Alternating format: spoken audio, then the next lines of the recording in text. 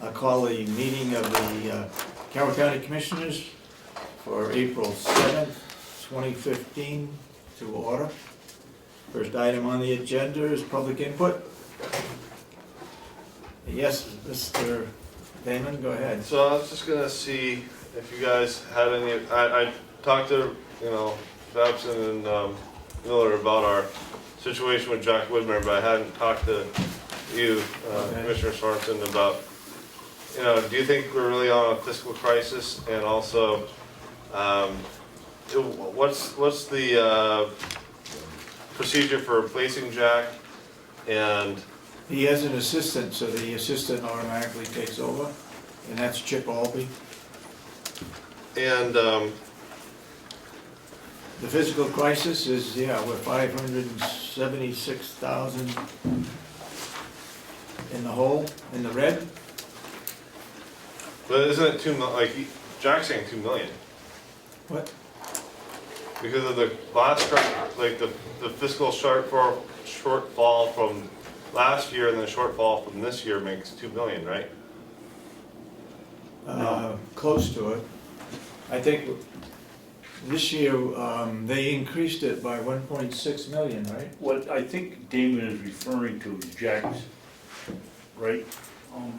Jack's simple solution that he said in his letter was to reduce revenues by $2 million and increase taxes by $2 million. That would cover the 500,000 shortfall and give us a 1.5 million surplus cushion is the way I think that he was thinking. Like I said in my email to you, Damon, it's, we finished that budget December 20th. No, you're wrong, we put it in, it had to be in Concord, I was gonna. First week of December. First week of December. So, they've had that budget now for, 4 months. call it 3.5 to 4 months. And during that time, they decreased the expense appropriations and increased the revenue projections, and they signed it, and they approved it, and it's not our budget, it's their budget. So, as I said in my email, if you have questions about the budget, talk to the delegation. We haven't. You guys are the ones who sign the checks, and you guys manage the data. No, wait a minute.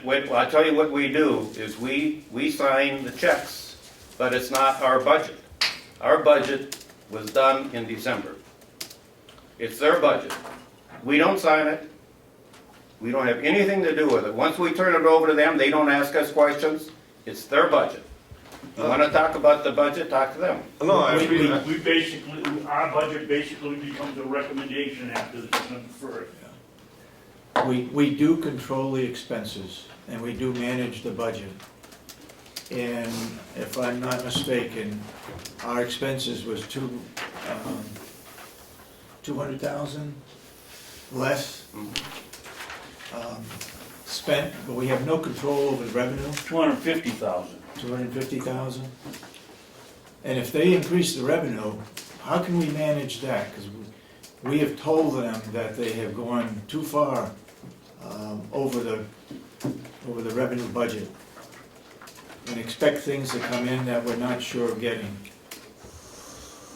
I mean, you guys are dedicated to the county, in terms of what the commissioner's function is to manage the county and pay close attention to it. Lawmakers are kind of all over the place. Their focus is mostly on You the get that in state. there? What's that? You putting that in there? Well, They're all over the place? Accurate. Their focus is on the state. Your focus is on the county. Mhm. So it seems like you guys are the county experts, and I'm trying to figure out if this crisis is as bad as Jack is saying, and you guys would be the ones to know. Well, it is bad. I mean, we have no surplus. When the delegation, I gotta give them some credit, and that is, over the past 5 years, they put something like $6.1 million to reduce taxes. I guess my question is, where do they think that 6.1 million came from? It came from money that was left over each year plus surplus. And so the surplus got used up. We don't need to, the treasurer is an elected position, right? That's correct. And we don't need to fill it. We don't need two people in that position, you know, just Chip takes over and then we don't have a second one. Next to, when it comes up for reelection in 2 years, then they would replace it, David, replace him. I don't know about you, but I haven't had time enough to check the RSA's. This happened so suddenly. If Chip becomes the treasurer, Yeah, he's an appointed position to begin with. And That's I right. don't know that he has to serve out the whole term if he doesn't want to. We've got to find out in the RSA's if it's like a commissioner quits, does the delegation then appoint another? If Chip doesn't want to do it, or, you know, he may choose to say assistant treasurer for the next 2 years, which means the delegation's gonna have to find somebody to be the treasurer. all right. I don't know, but, do you know? Go ahead. What have you got? RSA 661-9 says if a vacancy for a period of 1 year occurs in the office, or more occurs in the office of county treasurer, the members of the county convention shall fill the vacancy for the unexpired term by majority vote. Okay, well, that explains that. I guess So so. the delegation has to appoint someone, be it Chip or someone else. Okay, in the meantime, Chip the fills it. assistant treasurer is now signing checks and so forth. I guess the issue is that who's Chip's assistant if he can't make it? Well, what has happened in the past is the treasurer has recommended to us who would be his assistant. Okay, And we've agreed that whatever the treasurer wanted, okay. he got.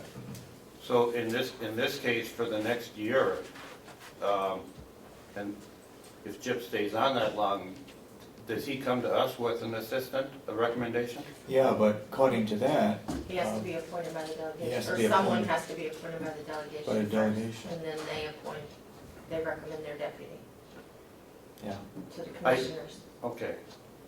So, I guess we run without an assistant then for a year. Yes. well, Until that. Without an assistant to the assistant. I would assume the delegation at their meeting would appoint somebody. The meeting, I would think That's so. fine, maybe. Okay. Yeah. Damon, we didn't probably answer all your questions. You had some more? Damon, can I say one thing before? Yeah.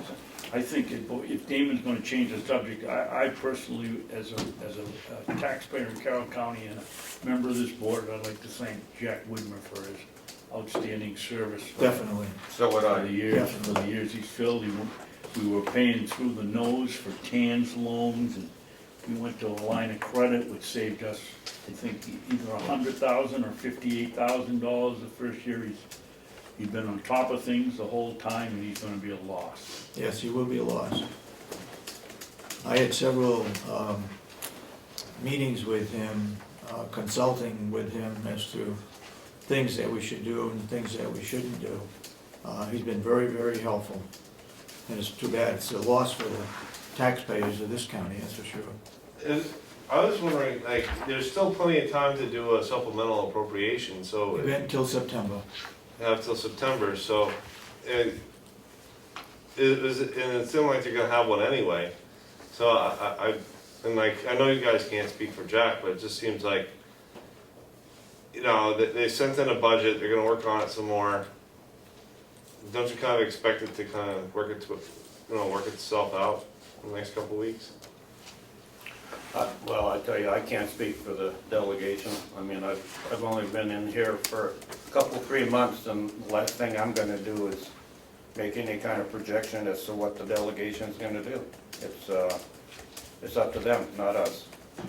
We did send them last week information as to if they wanted to increase taxes, that's what it would cost, and based on $100,000 or $200,000 home as to what the increase would mean. It's up to them to do whatever they have to do. Can we get that? Can you get that? Yeah. Yes, I Yeah. got a copy for Melissa, and I don't have one right now, but I can get them downstairs, I'd be glad to give it to you. Yeah. Okay. Do you have your phone? Yeah. You want to take pictures of mine? All right, I can go grab it downstairs. Okay. You know, David, should we discuss, one of the problems is a $500,000 deficit for the 2014. I don't think people understand that we don't get the third quarter minutes, third quarter report until mid-November. Right. So it's difficult for us to take a look and say we're gonna be $500,000 short at the end of the year. The final for December comes in February. The other point that I think is very important is the delegation gets those reports at the same time we do. And the fact that we're short 500,000, I don't think they should be looking at us and blaming us entirely. We get the same information they do. And as you know, in the third quarter, within that delegation meeting, they spent hardly no time looking at revenue. There's I mean, we've got a problem with our system that somehow we've got to figure out how to get a much closer reading where we are. We can't, well, as Devin would say, real time won't work, but we've got to be a lot better than what we're doing. And if I'm correct, it falls in the nursing home as to where the deficit really was, right, Howie? It is on the revenue side. It's on the revenue side. They We were- overestimated the revenue in the nursing home. That's Well- why we had that shortfall. It's of course gonna be partly a function of overestimating revenue and underperforming revenues. We're about almost $300,000 under in expenses, but we're significantly under in revenues, largely Medicare revenues. Yeah. This, And what kind of controls do we have over the revenue? We have zero, virtually zero. Some of those funds come in the form of MQIP, which is the bed tax, some are pro share, and the biggest component is the state determined Medicaid rate. Right. Okay, Dana? the Medicaid rate's going down. Medicaid rate is going down, but Medicaid rate and pro share tend to be inverse. So for the counties only, when the Medicaid rate goes down, pro share tends to go up. Tends to, but it's not mandated or required. So history isn't always a good predictor of what will happen next year. And we can't necessarily count on pro share money. It could be, it is not required, it could be zero. In fact, up until about maybe 3 years ago, we didn't even put pro share in the budget because we weren't sure we were gonna get it. Now, my understanding is that in the present House budget, pro share money has been increased, MedQuip money has gone down. Okay. But whether how that'll get reconciled with the Senate and what the final budget will be, of course, is still anybody's guess. Okay, Damon? And just one more, yeah, Jack, I think in his letter said something about like, you might not be able to pay employees, you might default on the nursing home bond. I mean, there's some really terrible sounding consequences. I mean, what does that look like? I mean, do you lay off employees? What do you do if that's? We're gonna wait until, find out what the delegation does before we do anything. We don't know, Damon, if they have a supplementary budget and turn around and do the right thing, the problem will be, we'll have the ship headed in the right direction. If they don't, we're in trouble. And that sounds like real, like in terms of, county budgeting apocalyptic, worst case. I mean, it doesn't get worse than that, I guess. Well, Damon, the way it works, as you know, is that we start January 1st with zero in the checkbook. And our revenue comes from we borrow it from the banks for the entire year. And we have a credit line last year of like 17 million, but Jack's position is he wouldn't borrow more money than we were anticipating from the tax rate. That's right, yeah. So if the tax rate was 14 million, that's the maximum he'd borrow. He wouldn't borrow the 17 because that's anticipated revenue, according to Jack, and he couldn't count on it. So the maximum the treasurer would borrow is what the tax rate was set at. So if the tax rate is set at 14 million, the maximum he can borrow is 14 million. If the payroll and expenses are more than 14 million, we don't have any money for it. And the question came as to where did we come up with the $576,000? Jack borrowed the money for this year. We have to pay our bills. That's where the money came from.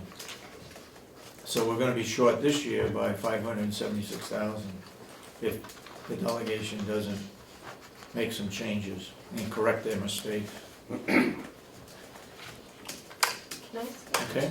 About the MS 42 that they signed, You got it? yeah. I have a copy, I made a copy for you downstairs for your request. I got all thank that you. downstairs. Yeah, that's where I got. That one, I believe you have, isn't signed by the delegation, is that correct? Right, One of the problems is, that I've been told, is because we changed the $600 back to $6,000 in the Hales location, and they did it down in Concord in their, We think they got it. in their open, in their meeting down there. But we have to have minutes to go in to change that. We haven't received the minutes yet, and we've asked for it 2 or 3 times, and we can't send it in until we get the minutes. That's what I've been told. so. They have to have approved minutes where they accepted it. Is this the real deal? Is Yes, this the one? it's just not signed by the, I don't know, The reason I'm asking. we haven't gotten the one, Melissa, excuse me, we haven't gotten the one, the copy that they've signed. That's the one that came to Kathy Gary. She signed it, and I believe she sent it back to the delegation to be signed. Okay, And we haven't got those are the right numbers, but I'm just trying to figure out, because they couldn't put that 567,000 in the contingency line, Yep. so where is it? Because the bottom line still matches what they did here. They didn't change the bottom line. So where is that 567 if they cut it out of the nursing 67 home? came out of the nursing home. And Where they took where it is out, it? I have no idea. I have no I idea. can't find the line where that is sitting. We just got it out. In fact, they showed us today, a copy downstairs. We'll look at it down there and see what it says. Can I see that? Yeah, Please. David, you got any other because at first questions? they had it in that contingency line. I mean, I was just reading Jack's letter off my Then phone, they had to take it out. 'cause and he they suggests it's $2 million. The delegation knew before, That's Um, nice. at least one, let's see. Delegation knew before passing this budget, the anticipated revenues were overstated by at least 1.5 million. Because of the revenue shortfall in 2014 of approximately $800,000, the approved budget would create a financial crisis of at least $2 million for fiscal 2015. So it's 2 million, not 500,000, 600,000. Well, that's to make up for the shortfall too, Yeah, which including is the at short. 0. Yeah, In the budget for 2015, I think $100,000 was put in. And it should have been close to 2 million to make up the surplus. In fact, we put in $1 million. We Yes. put in $1 million, yeah. but you're saying the immediate hole is 500,000, then you want 2 million in surplus. Mhm. Okay. No, No, No, what Jack is saying is that the shortfall, he had to borrow $560,000 from the 2015 TAN loan to pay off 2014, Right, okay? Mhm. So we're starting the year $560,000 sure. in the red. And because of the increase in the budget for 2015, he anticipates we're gonna be $1 million short on that, or $1.5 million. So the two together is where he gets 2 million. 560 from last year and the rest from this year's budget, which he thinks the revenue is stated too high. Too high. Right. And I went on $2 million record, to somehow make up. Yes. and I went on record at the delegation meeting saying that the revenue was too high.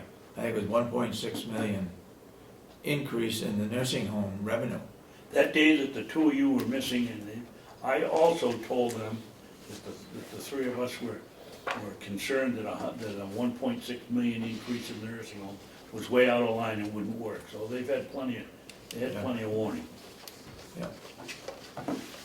Otherwise, we're gonna be worse at the end of 2015 than we were in 2014. Okay, Okay. any other public input? Seeing none, can I approve the minutes of April 1, 2015? I'll make a motion that we approve the minutes. Second. Any further discussion? No, I read them the other day and I You had, got any corrections? well, I had one, but I don't know what I did with it. That's fine. All those in support of the motion, say aye. Aye. Aye, then so voted.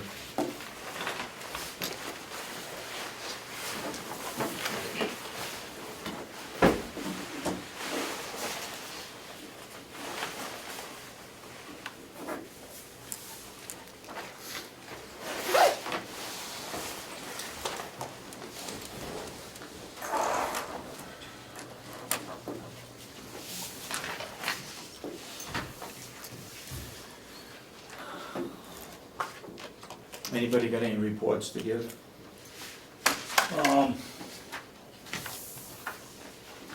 Just a quick one, last night, there was the Ossipee selectmen held a forum with our, all 4 state representatives were invited, as was Senator Bradley. Representative Wright was the only one missing, and not only was he missing, he never even answered the invitation, which, as a resident of Ossipee, upsets me no end. But it was very, very, very enjoyable, very informative, and we got to ask our 3 representatives why they voted in various ways. We got their answers, whether we agreed with them or not, we at least got them. And I think that they're gonna continue it in Ossipee. They're planning to do it once a quarter. The Ossipee Selectmen? Yep. Oh. And we had about 20 people there, which was 20% of what we had at town meeting. Any other reports to give? You have non-public minutes, if not. We have Right here. non-public? Yep.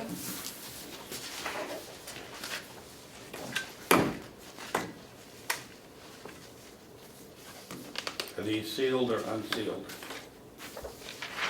One of each.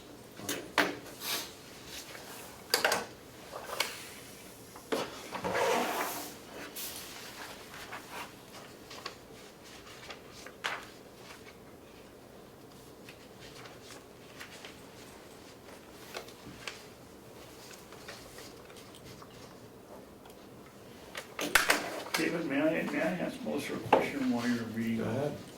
Melissa, you asked for some information, and you said one of the financials for 214, 215. Did you mean the financials, or did you mean the financial, Not the accounting report that we get? Because the financials for 214, our agreement with Volio won't be here till December 1st. Right, I was referring to the county-generated report, Oh, so that the that's what I public thought. can see the budget as it Yep. was approved in Can the I year hear a end motion? last year. To accept the one of That's 2 what you meant. on April 1st, non-public minutes. So moved. Man, I gotta read them. They don't have it.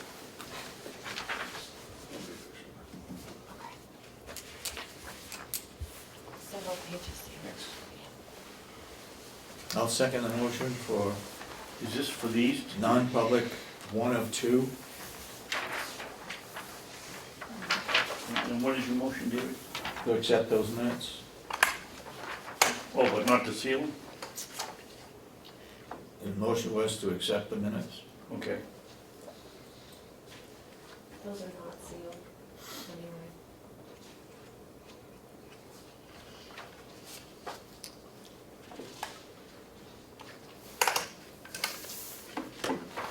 Okay.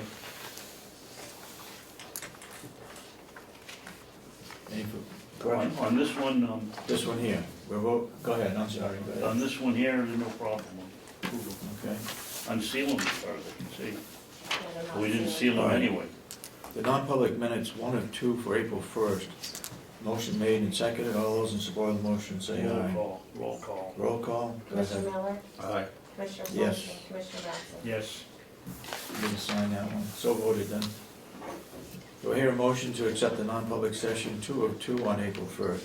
So moved. Do I hear a second? Second? Any corrections? All those in support of the motion say aye. Aye. Aye. Aye. Roll call, Commissioner David. Roll Miller, call. Yes. Commissioner Sorensen, Yes. Commissioner Babson. Yes. So voted. Sign That it, one, please. that one we wanna keep sealed. Sign it, please. In the public minutes, does it say that that one is sealed? Yes, remain sealed. Okay, Okay. all right, we're on schedule. Jason. I asked everybody to come in. Go ahead. One second. On the minutes, it says 1 of 2 is sealed. And I think these are reversed. This is 1 of 2, and it says, which, what's Says sealed? sealed, 2 of 2. 2 of 2. Over here, it says 1 of 2 is sealed. Their name sealed is voted. Right? In my, Staffing and, I sent an updated draft of the minutes to you guys through your email. I'm not, I think maybe you have. You want to just change the numbers on them, and then they'd be okay? Yes. Change Yeah. that to 2? If I could, I'm sorry. I'm sorry. In the updated draft, it says that session 1 of 2 is not sealed, and session 2 of 2 is sealed. It's corrected in the updated draft. oh, so- okay. Session 2 of 2 is sealed, Yeah, yeah. so, when I send Cheryl the final copy of the minutes, it'll say the first session is not sealed and the second session is. So the ones that we signed, I should not keep here? We signed, I sent an updated draft for her to give you. Let me see if they're, sorry for that confusion. If, what she said is correct, this would here be 2 of 2 is sealed.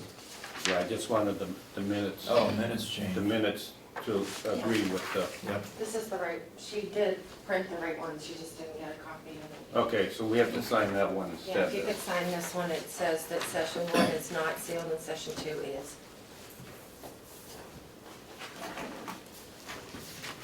Sorry about that confusion. No problem? And thanks for pointing it out, because you can't get everything. Okay, those are yours. Yes, sir.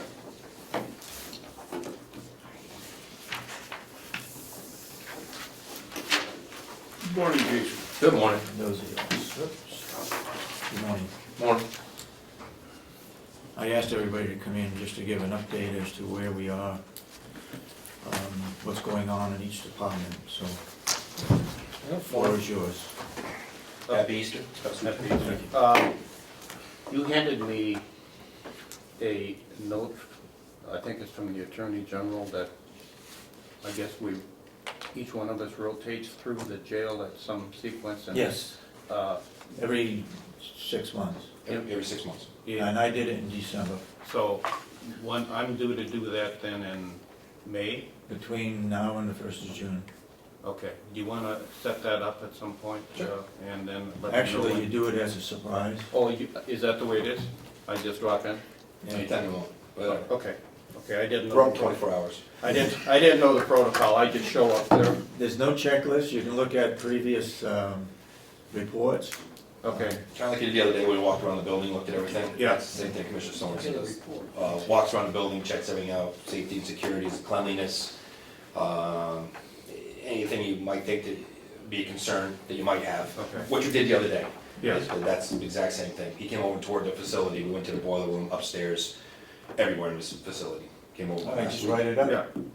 Okay, so in effect then I accomplished that Yeah. thing, because that's, Yeah. yeah, okay, perfect, okay. Okay, go ahead. David, you asked about reports, can I add one, with Jason being here, we had graduation for the Thinking for a Change program on Saturday. Gonna take his thunder away? Well, I don't think he was gonna talk about it. Okay, go ahead. He was probably home sunbathing, he wasn't there, so. All I right. used to stuff with the family. ahead. They've done a good job, and Lieutenant Phillips gave a talk, there were, I think, 10 graduating, five women and five men. There isn't much you can say, because most of it is Sort of non. sort of a, no, well, it's sort of a reward for them getting through the program, their families are there. Encouragement to get the support of the families when they get out. There isn't a lot to say, but it's nice to see them and listen to them talk, that they actually got something out of it. And actually, a couple of, the night I went over there with a former member of the Citrus Group, who gave just an incredible presentation. The questions they were asking them, and the program is working with the recidivism rate is way down compared to the rest of the population. And it's money well spent. And basically, it's free. Were they given certificates or anything? You get a certificate. I personally think that maybe we could invest in a little higher quality certificate for them, but, They get a certificate, their families are invited, they get a meal, and actually, this is the first time they actually get the contact visit with the family. It is a big, huge reward for them to earn this. It is 12 weeks, it is an intense class. Some don't make it through it, some have to start over again, so that they don't use their tools that they learn inside the class. It's called Thinking for Change. If they're inside and they're not using those tools, they're asked to not participate in that class, maybe come back again when they're ready to listen, learn, and start really making those changes. And it works well for staff too, because they can, when they deal with an inmate, and they know they're, especially in that class, they can ask them, are you using the tools that you just learned? And they'll take a step back and start working on those tools that they've learned, and how to deal with people, how to talk, and interpret what they're hearing and make different decisions. So it's a good program. what was interesting, as I said, the night the former inmate was here, and they were telling him how they were using the program on Saturday at graduation. It's more of a family, they don't get in depth of what went on in the meetings, but during the course itself, I mean, I wasn't sure I should have stayed, they were getting into it so deeply and personal, but they did. I'm impressed with it. Good. So we currently have, how many boarders? Now, is it 4 or 5? 4 from Rock, 1 from Coas County. 4 from Rockingham? Yep. And 1 from Coas. Received an email 2 weeks ago from Jamie Berry, who's our liaison for U.S. Marshals. He sent another letter out to Washington, they say they have it, and hopefully they'll get it up here within the next couple of weeks for the last piece of our Fed holds. Okay. We're still waiting on. Okay. So I've been in contact with the second or third time with Marshall Berry Marshals. to keep it, Okay. to get that going. We're doing pretty well on our end for revenue. I mean, between our phones, the borders, and some money returned from Social Security, and a few other things. We're about $46,000 right now in revenue. For the jail, that's pretty good. So that's currently where we sit at. How close is that to what you estimated for the first quarter, Jason, roughly? First quarter, Yeah. He estimated for the. Well, taking the year and For dividing the by whole 4. year. more than it would have been for the quarter. Because the year was only 87,000, so we're at 45. Wow. I mean, so we're doing well. Jail is 87,000, We're at 45 and now. you're at 45 now. That's 46. 331? Yes. Thank you. Did you receive that, the letter from the commissioners on that capital improvement list that we're trying to put together? Not yet. Not yet. I think we sent it out 2 or 3 or 4 weeks ago. didn't we? Yeah, remember I talked about it? Yeah, we talked about it, but I didn't He see anything come across. No. Do you want me to check it downstairs? Howie, did you get yours? I did. I just didn't see it. Yeah. Does downstairs have it? they should have a copy of what was sent out, but, What's that? I don't think I got it. You didn't get it? I don't think so. well, there was one for this building, so you may or may not have been copied on it, but what we're doing. Jerry is- should have got it. The jury should have got it. It's, what we're trying to do is come up with a capital improvement list so we can identify all of the assets within the county and when they have to start being upgraded, replaced, Replaced. whatever. So, and I know when I went through the jail, we looked at the boilers that are kind of on their last legs, so, Sure, I must have it downstairs. yeah. I'll go downstairs after this and get it. Yeah. Yeah, yeah, I just wanted to make sure that everybody's working on that list so we can start to summarize it and come together with a complete All list. right, we'll let you finish your report before we interrupt you again. Yes, I'm sorry. Sorry. I do have another meeting to get to. So. Academy, next academy starts the 20th of this month, sending 2. Looks like we have a permanent home down at the Merrimack County Old Nursing Home. Will be the permanent home for the Corrections Academy. Oh, good. So they have space, overnight accommodations if needed, all that kind of good stuff. So that's positive. The week of May 6th is National Correctional Officer Appreciation Week and Nurses Appreciation Week, celebrating the birth of Florence Nightingale. During that week, we will be doing things for our staff over there. We go out to we passed the year, last year we went to the community, got different gift cards and other things from the community. We raffled them off to staff. That worked really well. We're doing it again this year. We did a banquet last year. We're going to do a banquet again this year to invite family to come up and honor the staff, because we have some awards like Rookie of the Year, Officer of the Year, Supervisor of the Year, and Employee of the Year recognitions. The banquet may be at the jail or maybe a nursing home. I sent an email to Howie. We'll see for availability. It'll be 1 or 2 spots. I checked with Susan and Rob this morning, both were gonna get back to me today. Yeah, I know you guys are busy with it, so like, But I should know today. yeah. It's looking good. Oh, awesome. So either way, we're gonna try to do one of those spots. Last year we did it at the jail. You got a date set yet? That would be the May 8th. That's Friday, right? May 8th. 7th. That would be the banquet. You told me Thursday the 7th. Oh, wait, I did change it. Thursday the 7th. You're right. No banquet the 7th, because we figured Friday nights might be a little busier over there for you guys. Yep. So Thursday, May 7th, we're gonna try to do the banquet, between 6 and 8 p.m. Along with that week, probably on Wednesday and Friday morning, that's when all our shift changes are at. We'd see most of our people. We're probably gonna turn the grills on, as admin come in and cook up some breakfast for staff. No big deal, French toast, some scrambled eggs, thank you very much, that deal. So the second shift won't be at the banquet, that's what you're saying? No, it'll be banquet. They will be. There'll be some people that have to run the jail, yes, but we're gonna have people go back in and out, so between the 6 to 8, we'll be able to get everybody to bounce in and out. Okay. That's what you did last year. Yes, yeah.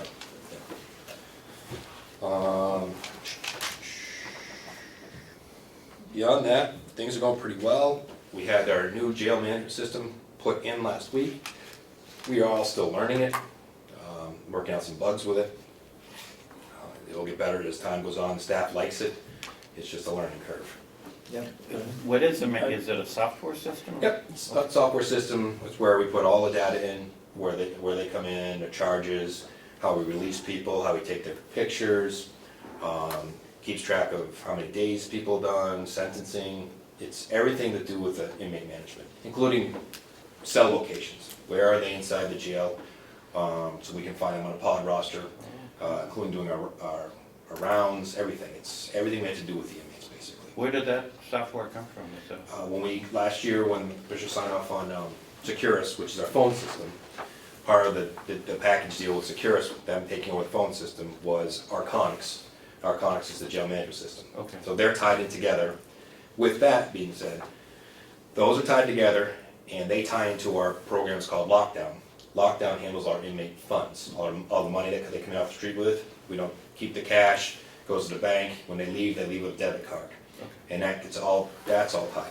Then the system also ties into the state live scan system, or APHIS system, the fingerprint system we talked about. it also ties into that. So this new system is really, after we get the tweaks out of it, is making things easier. We're not doing 3 different bookings. We're Pretty doing- comprehensive then. isn't it? Yes. Yeah, But it takes a little bit to work the bugs out and yeah. get your proper reports you want done and figure out where all these reports are. But that's where we're at. Created by the contract, we have a overtime/mandate list is done. And a tire schedule the staff can see now is on Excel, that'll be placed out for everybody to see. So we're cleaning things up, making life a little easier. Question, go ahead. He answered my question. Okay. Can I have spelling clarification?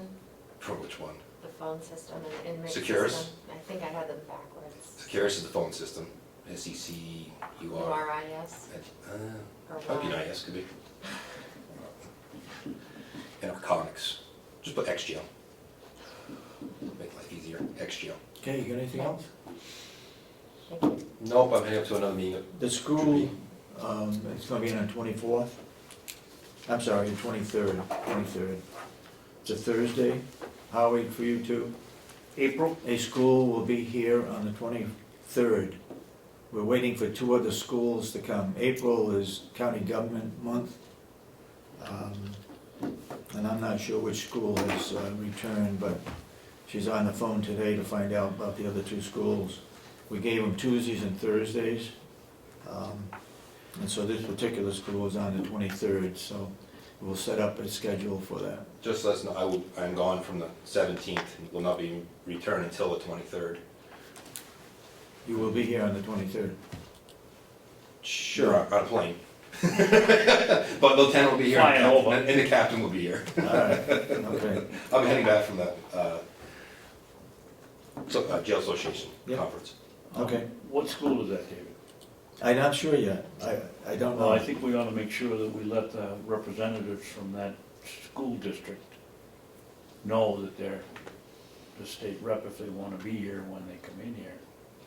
It is talking about government, and they may want to, we're certainly not going to take them down to Concord, so maybe we ought to let the delegates from, if it's Molten Borough, from Molten Borough know, or whatever.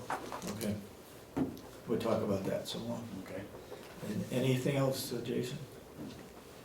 No, things are going pretty well. Staff's happy with the contract Great. that went through. We did lose a couple people this year, but the rate is a lot less than it was last year, so I am anticipating that this is going to be, our rate of loss of staff should be They're a lot going less. to school or they're going to another location? Yeah, some left beginning here for school, first couple for school. One went to another job at a hospital doing security. Mhm. Better benefits and $5 more an hour. So congratulations to you. Yeah. You know. But the ones we have, it's looking good that we're gonna have a reduction Mhm. of our turnover rate. And that is a big part, a big help of it. Yeah, So that's positive. okay, very good. Any further questions? No. Thank you. Thank Thanks, you. Jason. I see Cheryl. Okay. Will?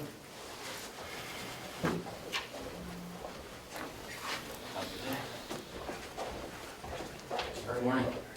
Morning, Will. Good morning. I'll just have a quick.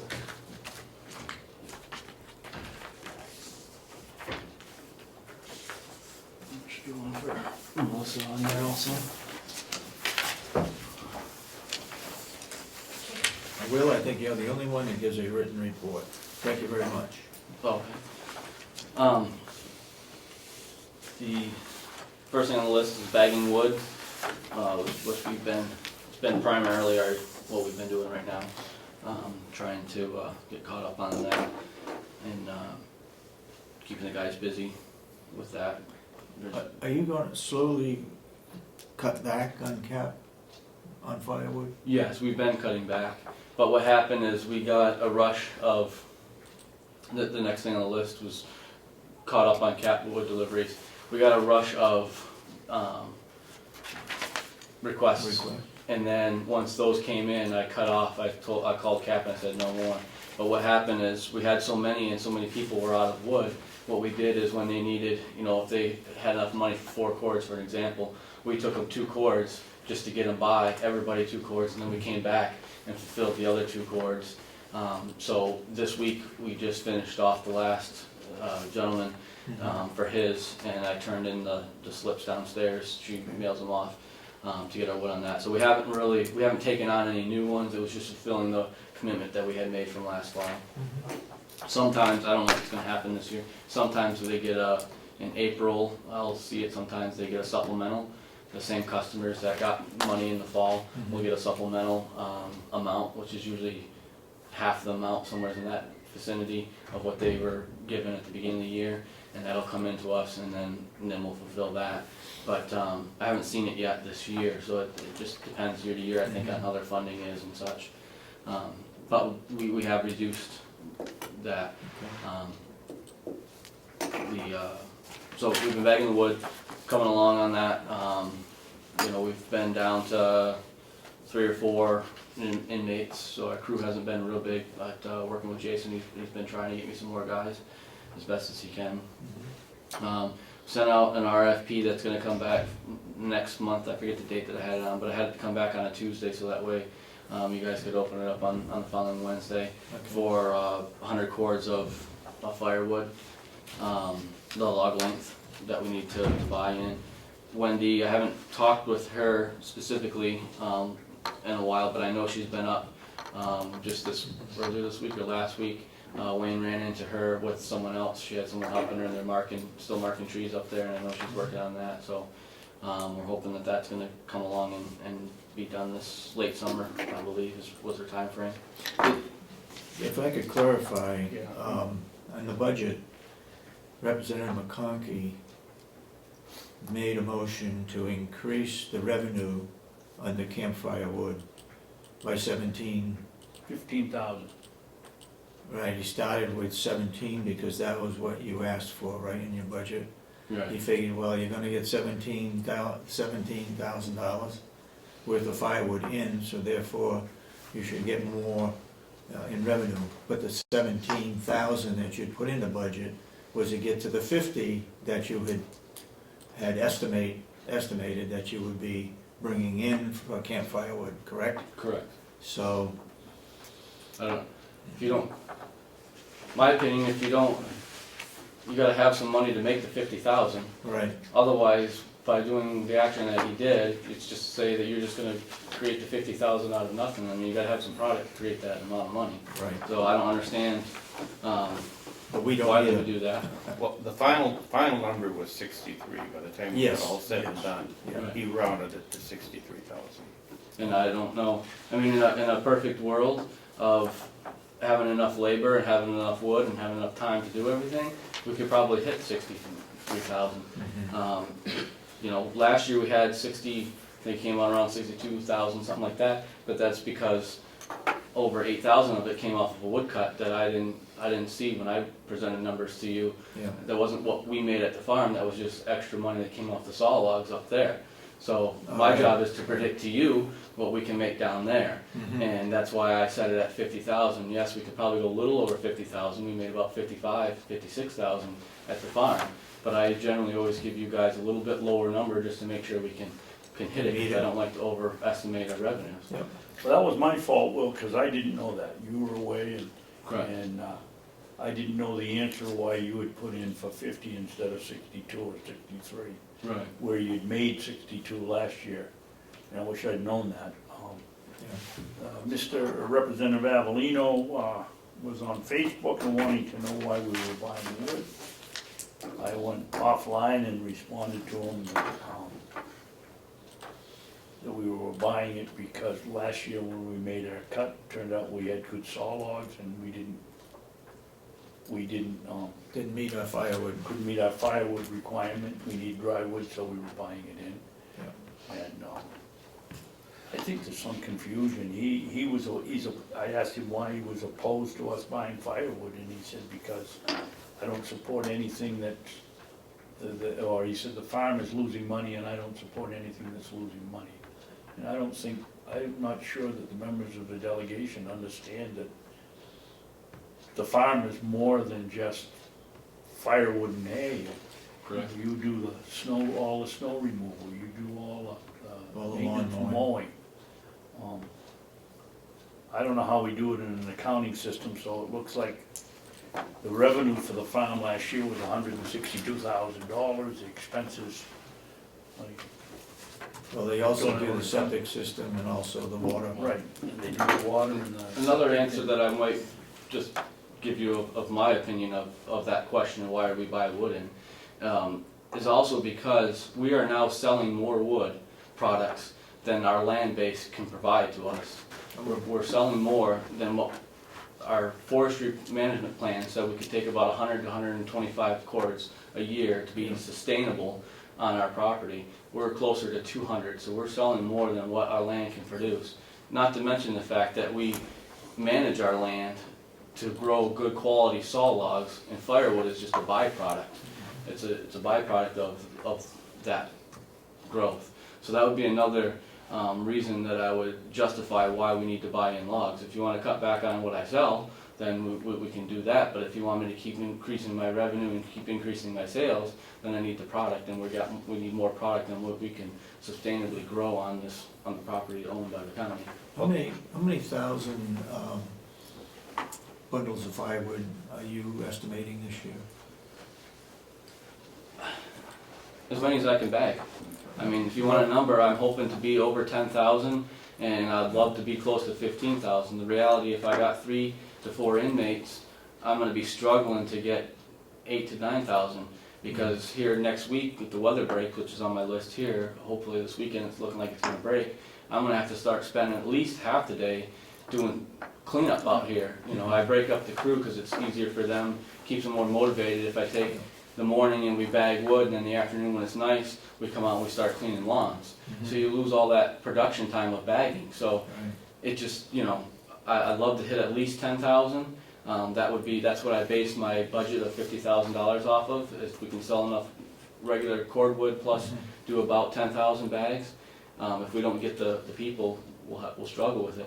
But I would almost bet if I had 15,000, I would be able to sell You it got orders for that? for the 10,000. Oh yeah. I mean, for 15? Yeah, the thing is they don't, it's hard to explain, but they don't give me an exact number, because they don't know exact number. But, for example, when the prison farm ran out of wood last year, and from some of the talks that I did, they're trying to change their program a little bit down there and be more of a educational program more than a production program, which indicates to me they'll probably have less wood. So as soon as they run out, the campgrounds they supply to are calling me wanting wood. And if I don't have it, I can't supply it. So I've never ran in, going on 7 years of being here, I've never ran into a situation where I've had more wood than what I can sell. Yeah. I can market it if I'm given the product. Yeah. So, When you say you wanna buy 100 cords, and I saw that ad in the page, now how much, I'm trying to get my head around this, how many cords do we cut back there for firewood? You're saying about 100 cords we actually cut, and you buy 100 cords for a total of 200 No. cords that we process? No. no. How's this work out? You got down, you're gonna buy 100 cords, are we gonna cut, how much are we gonna cut ourselves? We're hoping, the forester gave me an estimate of about 100 cords that she thought we have compartments that we Yeah. do at a time, 20, 30 acre compartments that she Yeah. has laid out. And she's predicting hopefully close to 100 cords that she could get off of that compartment this year. But that's both saw logs and firewood, right? No, that's just the firewood. Just portion. firewood. And then she'll Okay. get saw logs off of, probably quite a bit more than that, and they usually go by board foot with the saw logs versus the cords. So Okay. she's looking at close to 100 cords, is what she predicted to me. She doesn't know for sure until she tallies it, Sure. but her estimate was that. So knowing that we need to be at least around 200 cords, that's why I put in for 100. Okay, so you're gonna, Ideally, again, and sorry Yeah. to interrupt you, but ideally, we're still not gaining. The problem is we should be letting the wood season for a season out exactly, there. I understand And that. so we should have, you know, ideally Yeah. I should have maybe, if I'm selling 200 a year, I should have 400 sitting out there so I could sell 200 this year, let it season, you know what I mean? Get on that. Exactly. But I've never given enough wood, I sell it quicker than I'm given the inventory. Okay. So our wood is getting, you know, less Yeah. and less season time before it's going out the door. So you're gonna try to process 200 cords then, of, between the 100 you buy and the 100 you cut this year? That's your goal? That'll be, hopefully some of that might get, you know, there might be an extra 20 cords left over that'll that'll go into next year, because I got a little bit on the lot I'm working with right now, I understand. but that's the, yes, Yeah, okay, that's the goal. okay. Well, I think after last night that I'd make sure that I got a hold of Representative Avellini and invite him here Okay. to see what you do. You should have an email downstairs with Cheryl that I Yeah. can email to. You remember he said he'd be glad to come over, so. Be happy to give them a tour at any point. Actually, it ought to go out to all the representatives. Yeah, that's a good point, David.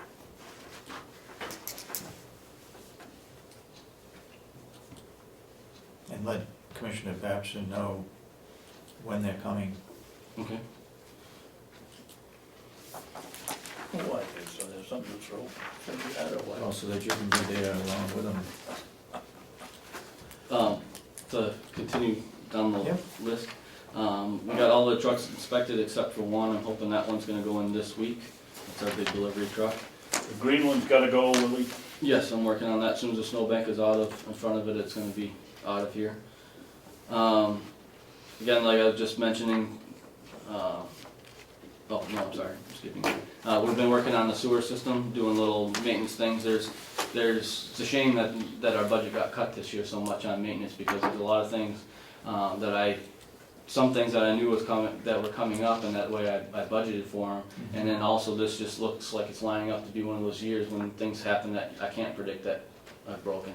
And, so we're gonna be that's gonna be very tough that over half of that budget got cut for maintenance on that. So we're working on them slowly as it gets warmer weather, between, one or two things at a time. I've got an electrician coming out because our heater failed again. Luckily, we're into the spring. You weren't here, but a few years back, our heater, it's electric heater for explosion proof inside of our grinder building, went out in the middle of the winter time, and then everything froze up and we had pipes bursting everywhere in there, and it was very expensive, and it's a special type of heater, so we had budgeted for a new one, got a new one. I want to recall somewhere around $6,000, something like that. It was a very expensive heater. That was probably 3 years ago, 4 years ago. We haven't had to do any maintenance to it really, but now it's down. Fortunately, we're in warm enough time of the year, but I'd like to have that fixed so that way next fall we're up and going again. So that's one of the things. There's several other little things, but all that stuff's going to hit our maintenance budget that was cut. Hit it, put it where it belongs in the budget. If you go over, you go over. Willie, excuse me, what do you do for a backup situation, you got one now you're repairing that's broken twice, and the next time it freezes, it breaks down and it's 10 below zero, what do we have for backup? Well, we really don't. The only other thing is I could bring in a salamander heater and run a salamander heater in there and try to... But it's an underground chamber, isn't it? No, it's above ground, but there's, yes, That's the one that's everything's something closed. about they were climbing down, you had to find somebody that would climb down into the, That's for a pump, isn't it? or is that for a pump? Well, there's several things that are underground. This is the grinder building, so when everything flows out of the jail and from the nursing home, most of it's filtered through our septic tanks at the nursing home, but the jail flows directly into this building. And it has an auger there and it has a grinder, so when they throw ketchup packets, we'll use for example, into the toilet and they flush them, it comes into there and this grinder grinds it, this auger takes it out and puts it into a trash barrel for us, and everything else flows through and starts going through the rest of the system. So this, when you look down in our sewer system, you'll see one big building, or it's not a big building, it's a small building, but it's the only building down there in that system. That's what we refer to as the grinder building, and that needs to stay above freezing because the water's flowing. Every time that auger kicks on and the grinders kick on, water kicks on to spray to keep it wet to help the grinding system and everything. So that building needs to stay above freezing down there. And if it freezes up, I mean, we don't have a backup really, other than that. Hopefully we can catch it, and if we do, we can put the salamander down there and monitor that until we can get someone to fix the heater. And that's what happened last time, is when it went, sometimes we're not down there every day. So when we finally got down there and realized what was going on, pipes had busted, and so you fix those pipes, and then you realize, you get it turned on, and you realize, oh geez, these ones busted, and we had to trace that all the way down, took us a few weeks to get everything. Can you get a low temperature alert in there to let you know when it's, I mean, have you looked at the cost of a warning, a low temperature alert warning system in there?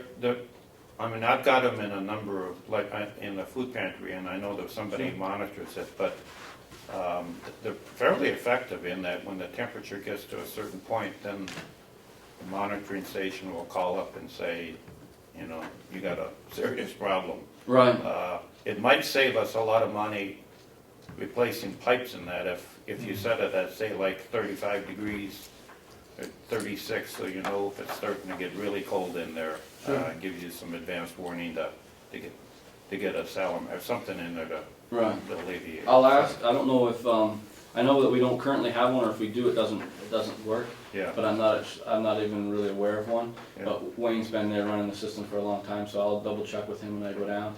And if we don't, then I'll ask to have him, you know, him or I start researching what it would take to put one in a cost. It might be a worthwhile investment if we could get some early warning, because like those buildings where people are not there, Right. you don't know until after the fact that you got a Right. problem, so. And I believe we have that same, I think that we have, and I don't wanna say 100%, but I think we have that in our pump station up on the hill. Up on the mountain. Up on the mountain that we have, if that gets to a certain temperature, it'll, through the SCADA system, it notifies us. Yeah, well, maybe if we could do that in the grinder building, that might alleviate some of that Right. concern.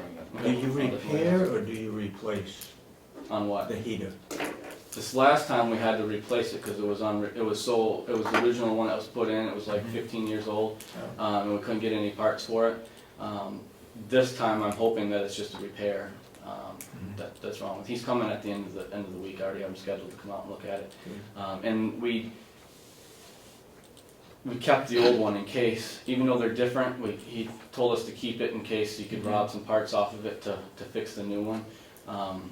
So we have that, so I'm not sure, but I'm hoping just repair it this time.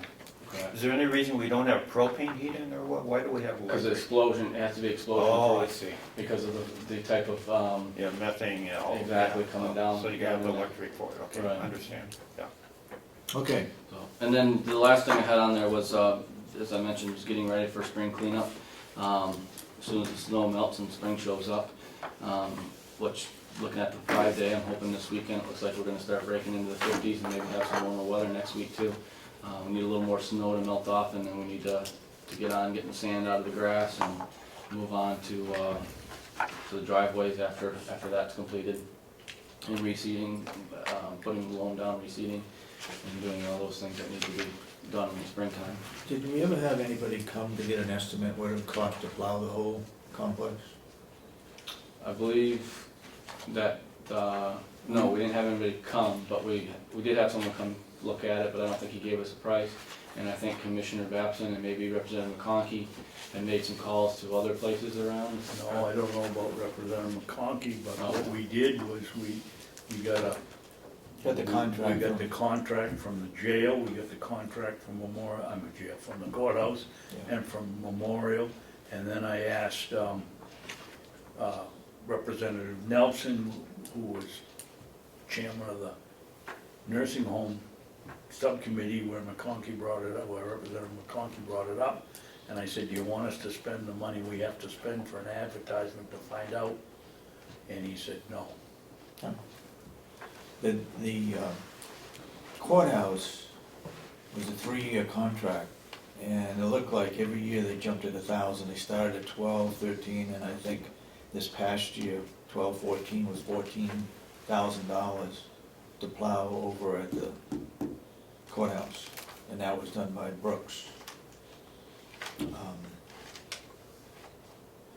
I think Memorial Hospital was something like 38,000 or 58,000 was a high number. Really? I hate to put you through the ordeal of having somebody come in to give us a written estimate, but until the delegation knows what the estimates might be, they're gonna continue to ask questions as to whether we hire somebody private to come in and do it. I don't think that's feasible, because we have several shifts. And they're not gonna be here full-time plowing like you guys are. But anyway, if you can get some kind of an estimate from one or two people, I think it would help us. So do you, Let's look at the reality of the thing, Dave. Yeah, I know. We don't wanna get a reputation of having people come in here and spend part of their workday giving us an estimate for something that we have no intentions of doing. But you tell that to the delegation. We went out and we did that, and we got one for, I think it was $90,000 a couple of years ago. And Representative McConkey said it wasn't representative of what we did here. I don't know how you advertise it. You're gonna leave an inch of snow on the ground when cars are driven over it before you can plow it. it was, We're running out of places. I approached somebody for the probation office, and they said, "Gee, no, you don't, not gonna continue to go up there and give you a bid. I'm out of it." and it was a few years ago, it was two different places. One was 90,000, one was 100,000, so the two averaged together about 95,000. And that was before Was that the, for snow plowing or for lawn mowing? no, snow plowing. Snow And plowing. that was before that was the year they were building the nursing home, so that sidewalks and everything weren't put in yet. Yeah, So they didn't even get a That's right. true vision of what is there. right. You know, if that's what you guys want me to do, I'll go do that. Do we wanna call people? Do we wanna advertise this in the paper? I'll ask the other two, what do you think? My answer is no. No? Well, That's, 2 years ago we did that, right? okay, It's going on 5 years ago. 5 years ago. It was the year that was 2010 or 11, something like that. It was the year they were building the nursing homes, the last time that. And over there, they went up $1,000 a year, so. add okay, some money now, to it. is that the one that Mark was talking about where Yes. the specifications said, what, 0 tolerance or 0 something? Yeah, Well, how do we, 0 is not the number we're going after, but, and let me digress, but what did you say the standard was that you were looking for at the nursing home? Retail parking lot standard, or what's the terminology you use? Generally accepted commercial, generally accepted commercial retail, which is pretty much clear pavement. Okay, so that's, I guess, what we'd have, if we're gonna do the bid, we'd have to use that language, which Exactly. I guess the contractors know what we mean when we say generally accepted retail establishment, which means they're growing. Fairground, clear ground. which is basically zero tolerance of anything. Well, I think 0 is, Or is that too harsh? I think it's too harsh. I think if we use that terminology, then I think everybody would understand what we're talking about, is that it's, Part of my understanding when you asked the question, was saying that we don't do the standards of what we bid or whatever is how it came across. You were to asking me, for tighter standards than what we than we do. were doing. And I guess my answer to that question is, we have a small budget, which again got cut when I looked at the budget by $2,000 from what I asked, not $500, but $2,000. So we have a small budget that we have to work with, and we do the best that we can with that, and we have to evaluate that risk. That risk is brought on by the commissioners and the delegation of what they give. Yeah. We have no exact policy of how it needs to be, so that's put on my shoulders to do the best that we can do with what we have. If we hire a contractor to come in, not to say that there's bad contractors out there, but we've had some bad experiences in the past, that we shouldn't leave any black and white, we shouldn't leave any gray area, we should have it black and white of what we expect from them. We may do a little gray area to do the best we can, but when we have someone else come in, they need to know, because they're running a business, they need to know black and white exactly what they want to have done. And that is why, when I put it out to bid, I might have had a different standard than what we are able to exactly meet here. It's just because they need to know exactly what they're bidding on, versus here, we try to do the best that we can with what we have. And I don't know if that makes sense, but that's kind of, We've had 2 people, that got injured because of ice out in our parking lot here? Here, and then At there least was- 2 people? And then there was some occasions in the nursing home also. Okay. Well, and I'm not on the safety committee, but I guess speaking for what I think the safety committee would ask for is, I think we should have knowledge of what that cost would be to try to keep those parking lots at a, quote, retail standard.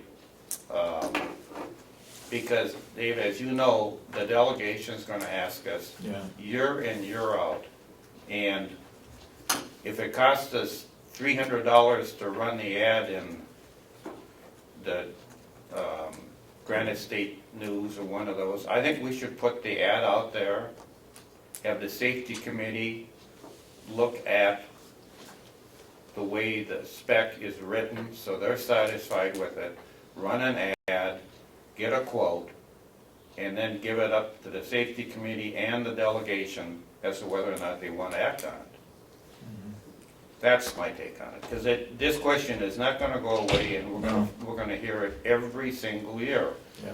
So I say we spend $200 for a newspaper ad, make sure the safety committee helps write the spec for the ad, get a quote on it, and then this summer, when the delegation is in here and the safety committee can review it, those two organizations can sit down, talk about it, and then we'll make a decision.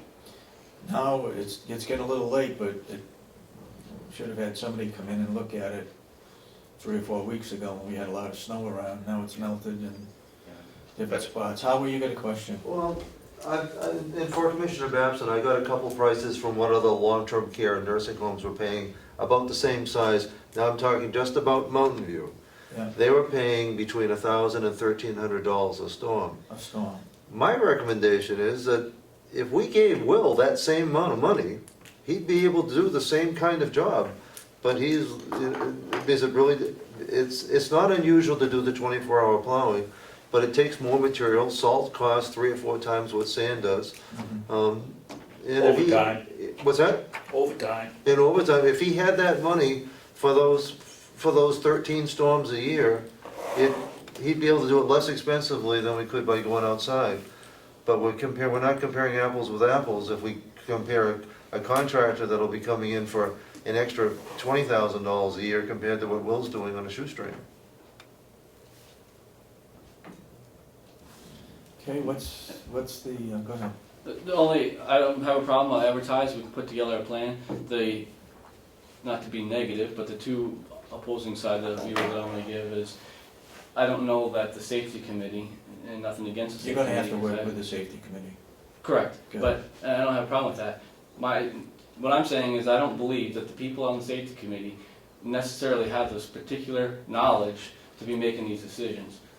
Personally, I believe myself, maybe Howie, definitely Howie, possibly Jason, the people that are in charge of these buildings that want to have the standard should be the ones possibly coming up with the standard. Just my opinion. If you want me to go with the safety committee, who are made up of all of our staff here that don't specialize in these different things or haven't done these different things, I can do that. But I think it would be more helpful to come up with a standard with people that have experience in doing this myself. There's no reason why you can't work with those 3 people you mentioned and then go to the safety committee and say, look, this is what I recommend. Are we in the ballpark? Are we talking about the same thing? They're measuring what the accidents are, because they're the safety committee. Yes, I agree with it. They don't understand what needs to be done to get it to bare ground. You do. So that's where you would work with the safety committee, work with the other 3 buildings and come up with something.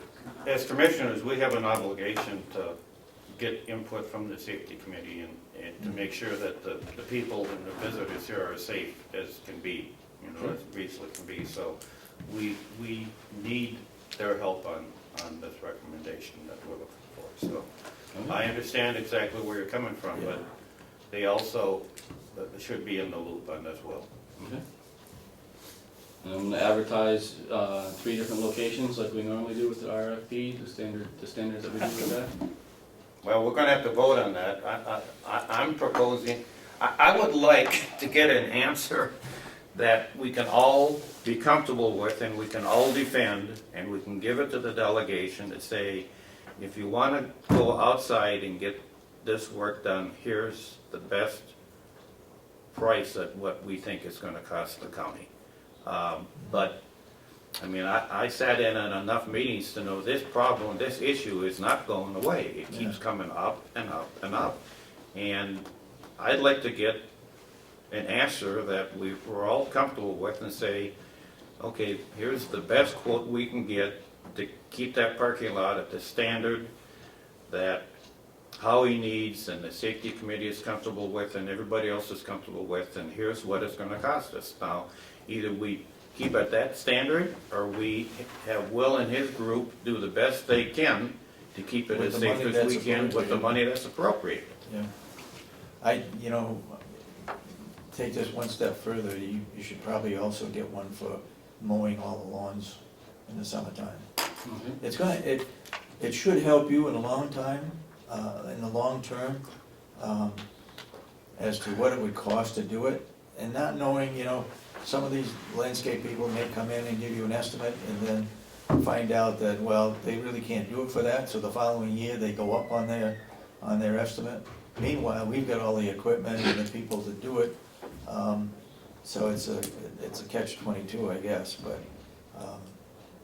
it would be good information to have, and I think it would help you in the long term. Okay. Okay. So, You got something? Yeah, Go ahead. looks like it's gonna be a 2-to-1 vote again.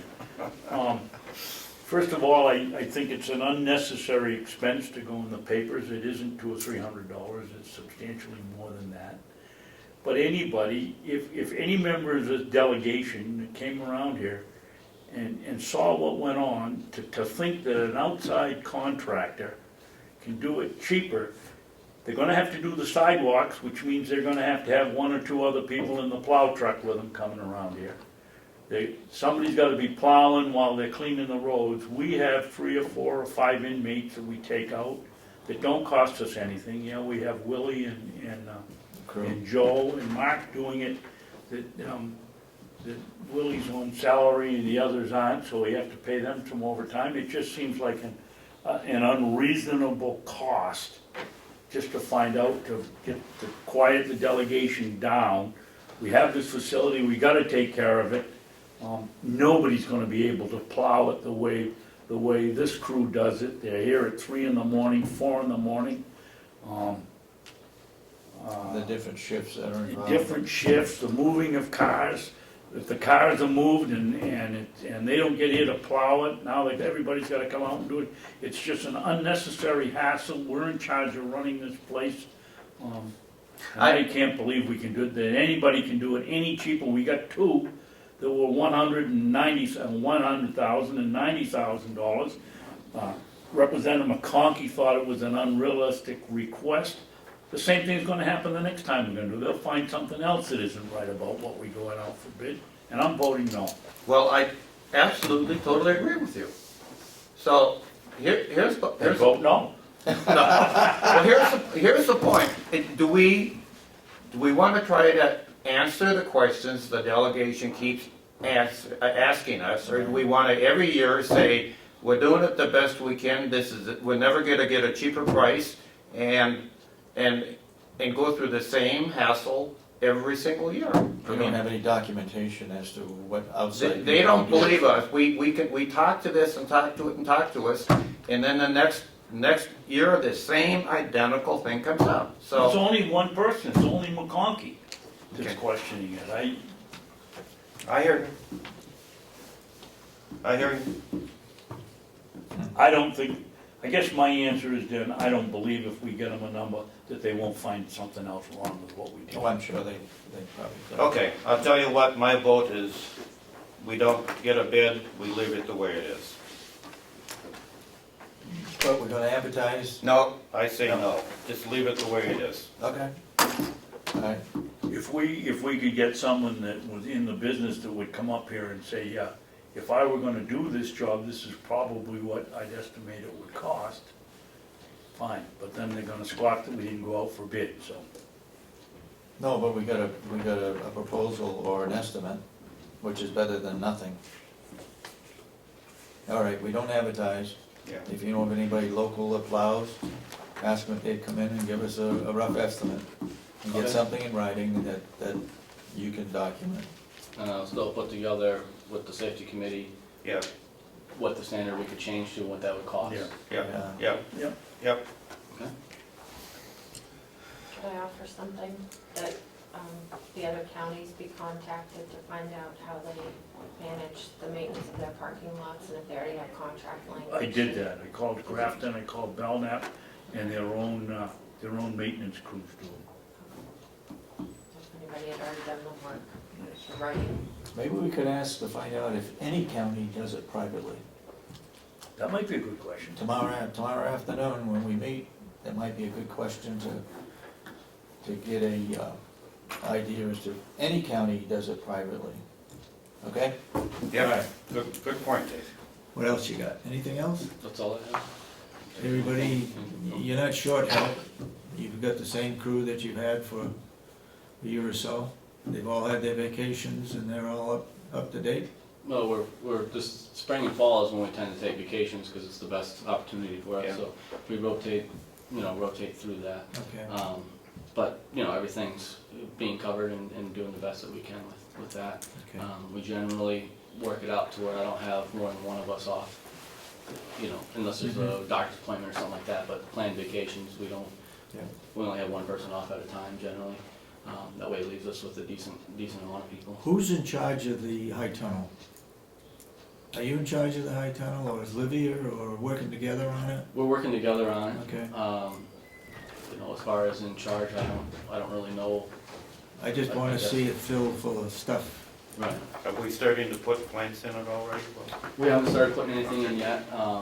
That will probably be soon. I did contact her, and she's getting a lot of things started down at UNH. Is gonna start them for her, and then she'll grab the plants and bring them up here to transplant them. So we have been communicating and working on some things with that. Do we have to, do we heat that, or is it No. just natural sunlight? that's Natural per- sunlight. Okay. We could, basically, if we wanted to go year-round with it, we'd have to heat it in the wintertime.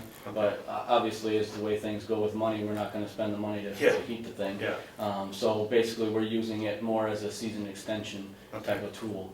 So Okay. we can start things a little earlier, and then hopefully they don't get frost, we can still keep keep picking things Okay. later into the fall. okay, And it's great. more the tool that we're going for, because it's lower cost. Yeah, With the exactly. lack of water in California, they're already predicting that vegetables are gonna go up.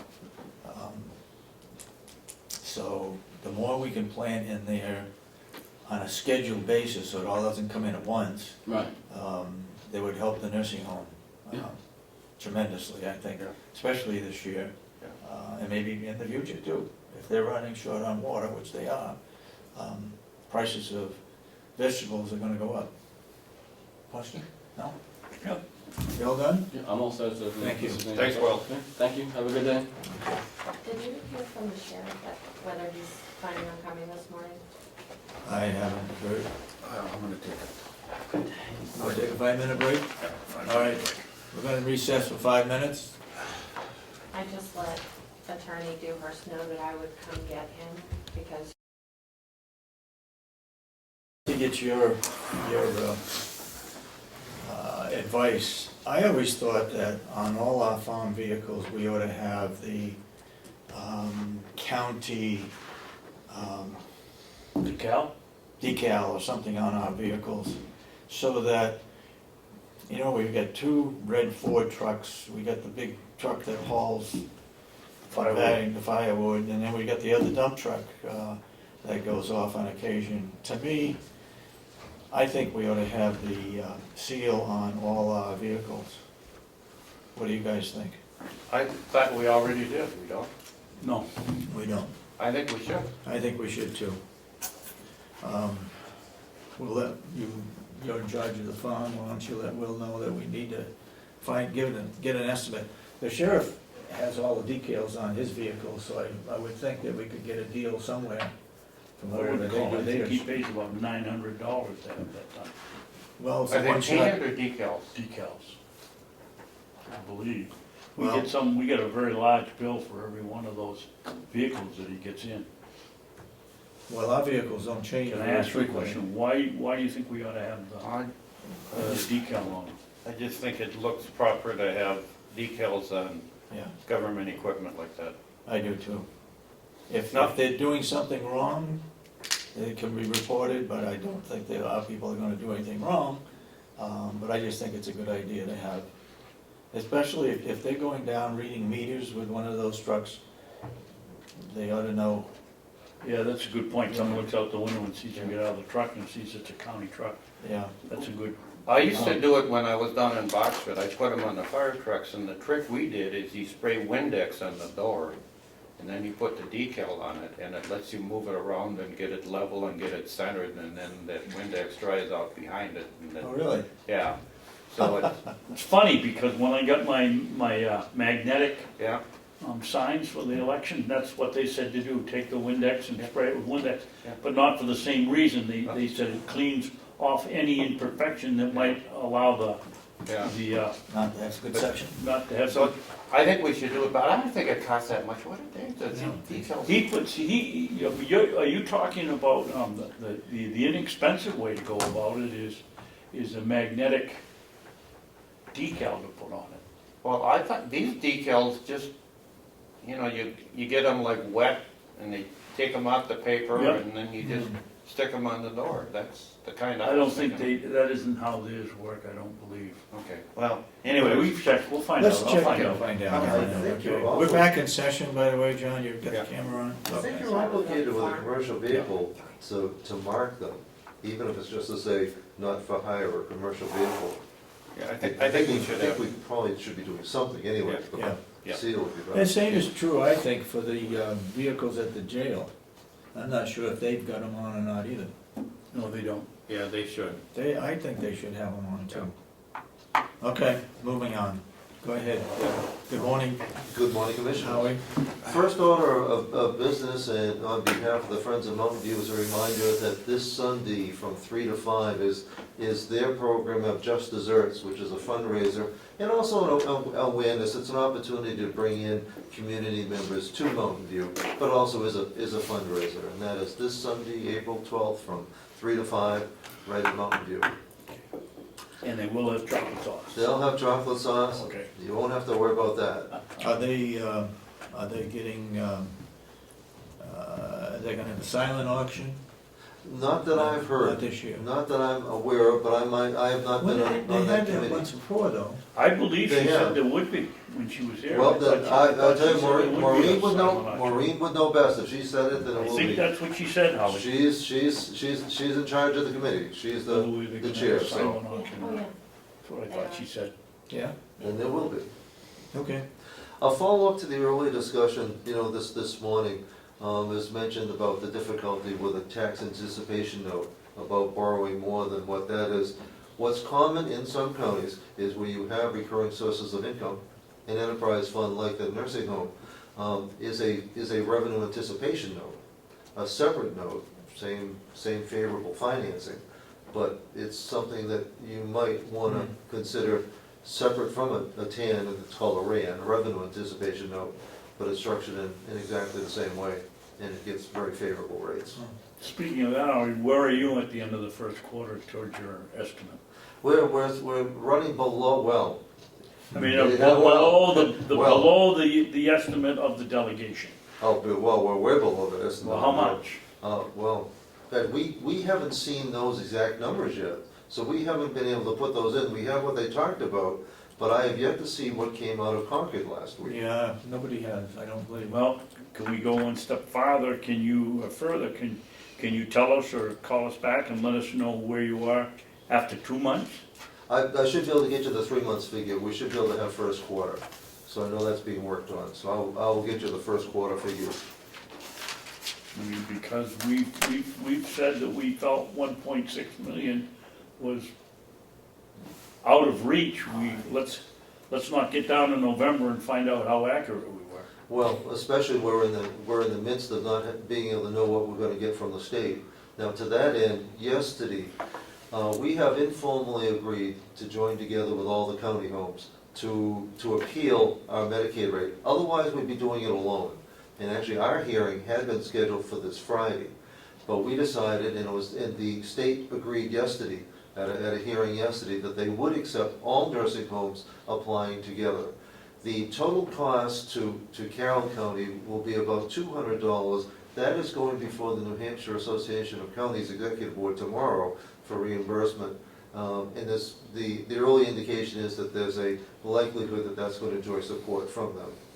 So that it won't come. $200, Is our share of the legal expense Oh. for appealing.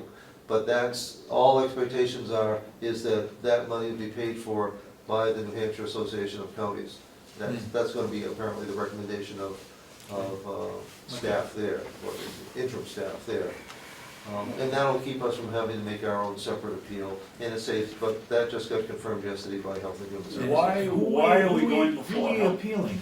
The state, It costs us to appeal the state? if we use the lawyer. What, it was decided, rather than everybody go together and have a slightly different story, Yeah. to engage, to have 60 nursing homes engage Divine Milliman. This has actually been orchestrated by John Poirier from the New Hampshire Association of, New Hampshire Healthcare Association, Yeah. with the idea of a shared single appeal. Go ahead. Well, that was my question, but I'm why, sorry. why we were hiring a lawyer to do it? We've got 10 very competent nursing home managers. I would think one of them would be able to Well, county attorney. present our case. I don't see why it's not a legal matter. I mean, it's- Well, it We're actually, now looking like a lobbying outfit if we're hiring a lobbyist to go in it, Well, work for us. it's cutting the money that comes to us. We ought to, well, the sense was that $200 was a small price to pay, and especially with the expectation that the association might pay it in order to protect thousands. Because what we're really appealing is really on two levels: the $7 million that was withheld, that should have been carried forward, and some of the general rate-setting practices that haven't been determined that make a big difference to our reimbursement. okay. Howie, what is the standard, industry standard in county nursing homes? Do any of the nursing homes make revenue and expense projections for the entire year, or do they all just report after the fact as to what's happened? Good question. Well, in theory, best practice, would be that we'd be closing off a month's report by the 7th or 8th of the month. And, and at that point, really, all financial matters should be judged no less than monthly. Okay, but if this was a private practice, private industry, the board or who's ever managing it would say, I need a projection for the year, okay? I need the revenue projection and the expense projection, Right. right? Do the nursing homes as a practice do that, or do they not? They do not. They do not, They should, but they don't. but they don't. But because of look at our budgeting process. We're already through the first quarter before we might get a budget. Yeah. What we should be doing, what I'd like to do, and it'll take a little bit more, it'll take a little bit different collaboration with the business office, is to be able to give you figures, because we should be giving you not only retrospective for the first quarter, but based on that, where we're actually gonna be going, using those figures to project forward. And that we really, as commissioners, we really need that, because we're running in the blind, and it's embarrassing when you get, 2 months into the next year before you found out what your problem was the last year, and now we're looking this year at potential revenue shortfalls, and it's always after the fact when we find out whether or not they happen. We need some kind of look ahead, whether it's 50, 60, 80% accurate. We need something so we can say, wait a minute, it looks like we're heading down the road here. We don't get any money revenue in from the state until the 1st of July, or sometime in For July. pro share and input, pro share is once a year, sometimes twice a So year. the month of August, we should know pretty much what our revenue's gonna be. Yeah, by July, we should know, because we should be July. getting that in June. But we we're still- but but we have we're- other revenues that are monthly. Okay, but still, even in the month of July, we don't have any look ahead for the rest of the year. Right. And can't we even, can we, I just find it so frustrating not to be able to look at a piece of paper and say, here is our projection for the next 6 months. Can Paula do that? She can, but we can't, now we have to. She takes care of all the nursing home.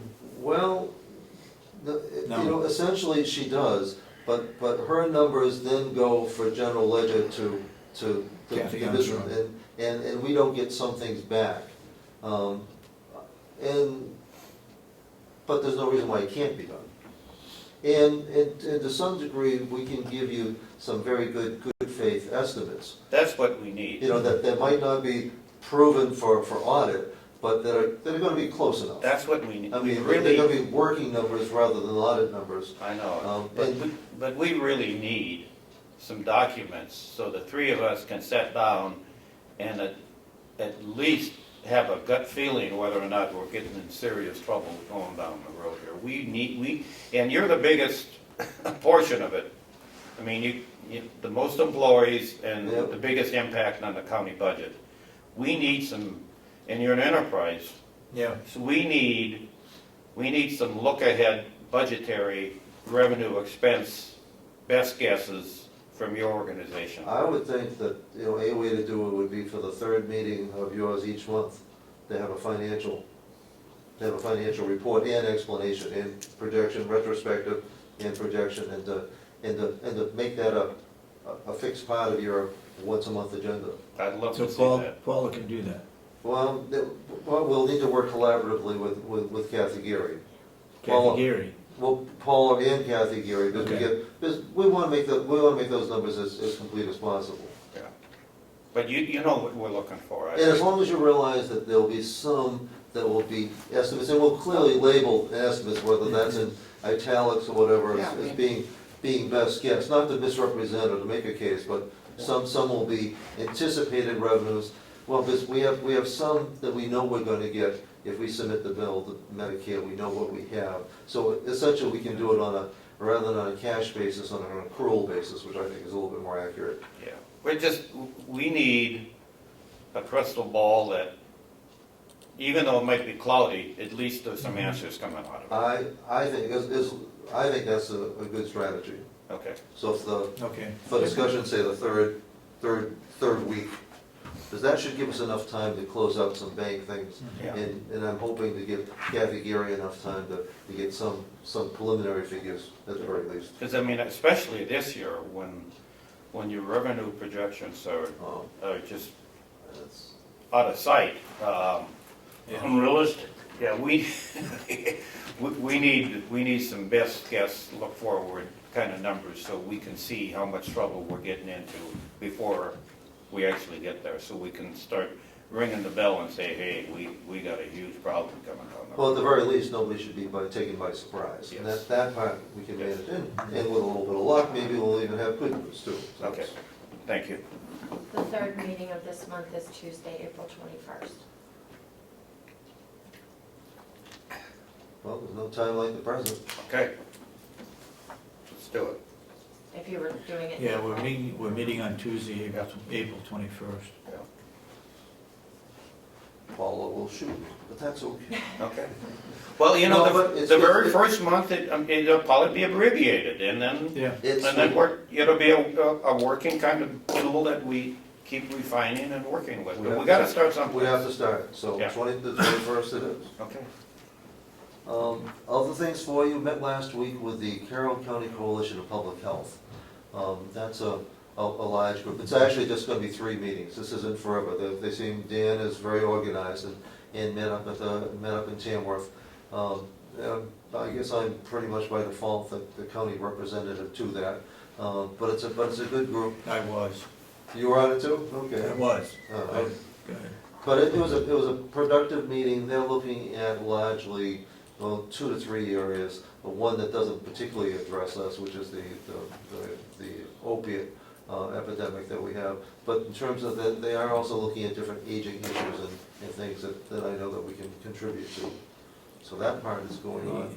No, we got a letter from,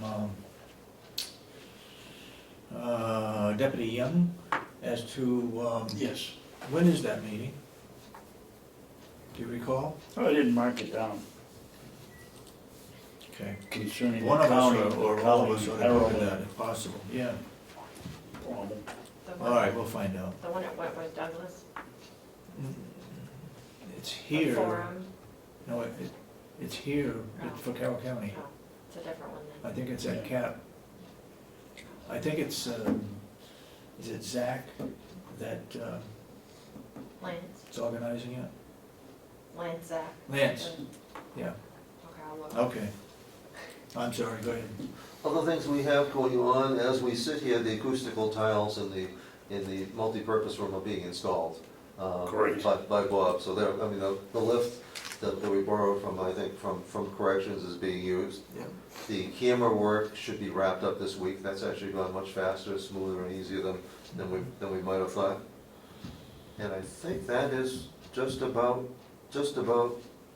it of major things that are going on and around and about Mountain View. Are we still talking about maybe moving the time clock, or is that a dead issue? Lynette and I talked about it, but we haven't come to any consensus of where a good location would be. Okay. I think Bob said that it wouldn't be difficult to move. He said it would be very easy to move. Oh, moving is not a problem. Swear. Where? Okay. Now, because the logical place, the logical thing to do would be to eliminate the one in the front hallway. Yes. And just eliminating it, but then people would have to walk through the front to get to the back, and we just haven't wrapped ourselves around the, you know, it would not be perceived as being a positive move on the part of staff Mhm. in terms of, and so we need to, at least we want to see if there's any other location that might be more convenient. Okay. Okay.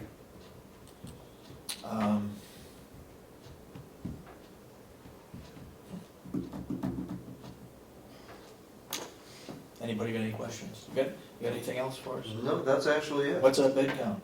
Bed count's 101. 101, okay. Which is anytime we're over 100, 101's actually our optimum, because we really want to keep some flexibility.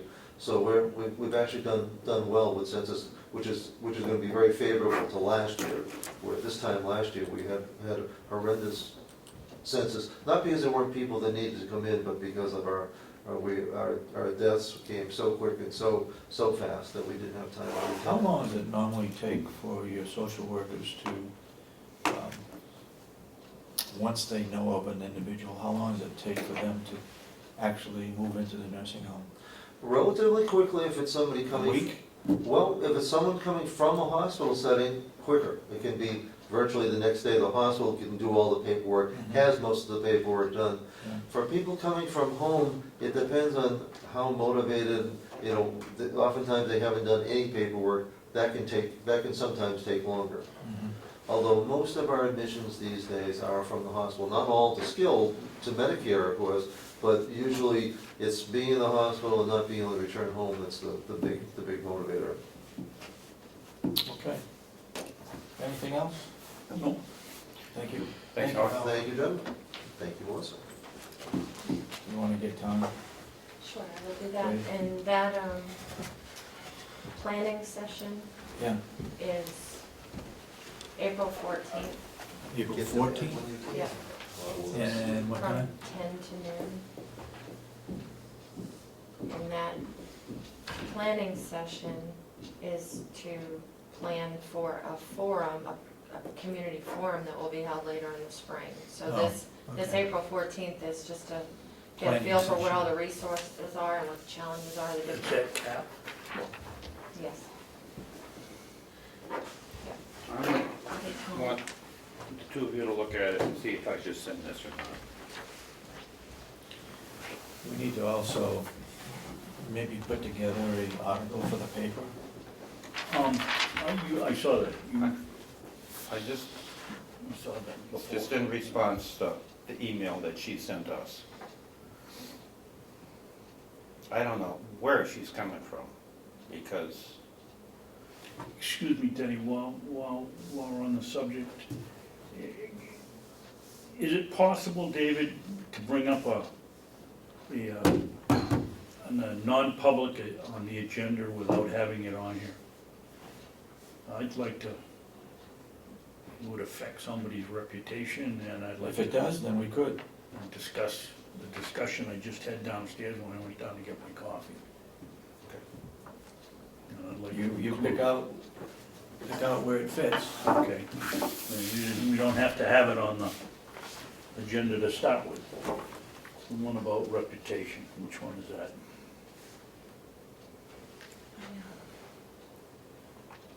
I let the office manager know in there, she's gonna find him and tell him. Thank you. So. I'd also called the sheriff because he didn't know he was on it. He hadn't been contacted. I told him I'd let him know when to come up, so.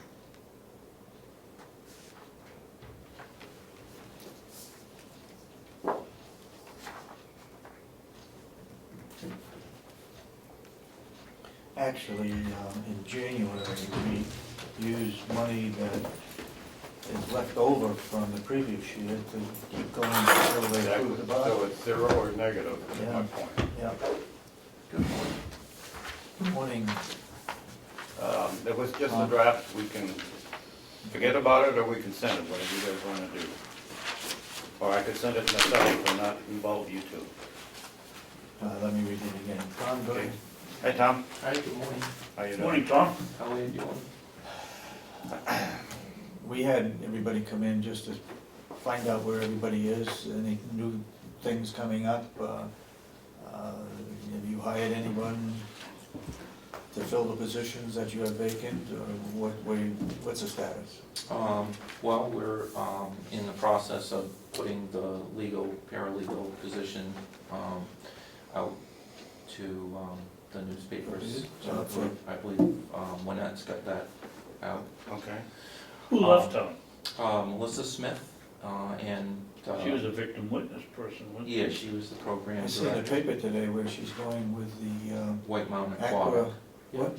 The White Mountain Aquatic Center. Yeah, Aquatic Center, temporarily anyway. Yeah, so I guess Maury McKinney who was, I think, one of the founders of that. So she's apparently stepping in until they can restructure or something. That's what I read this morning. Yep.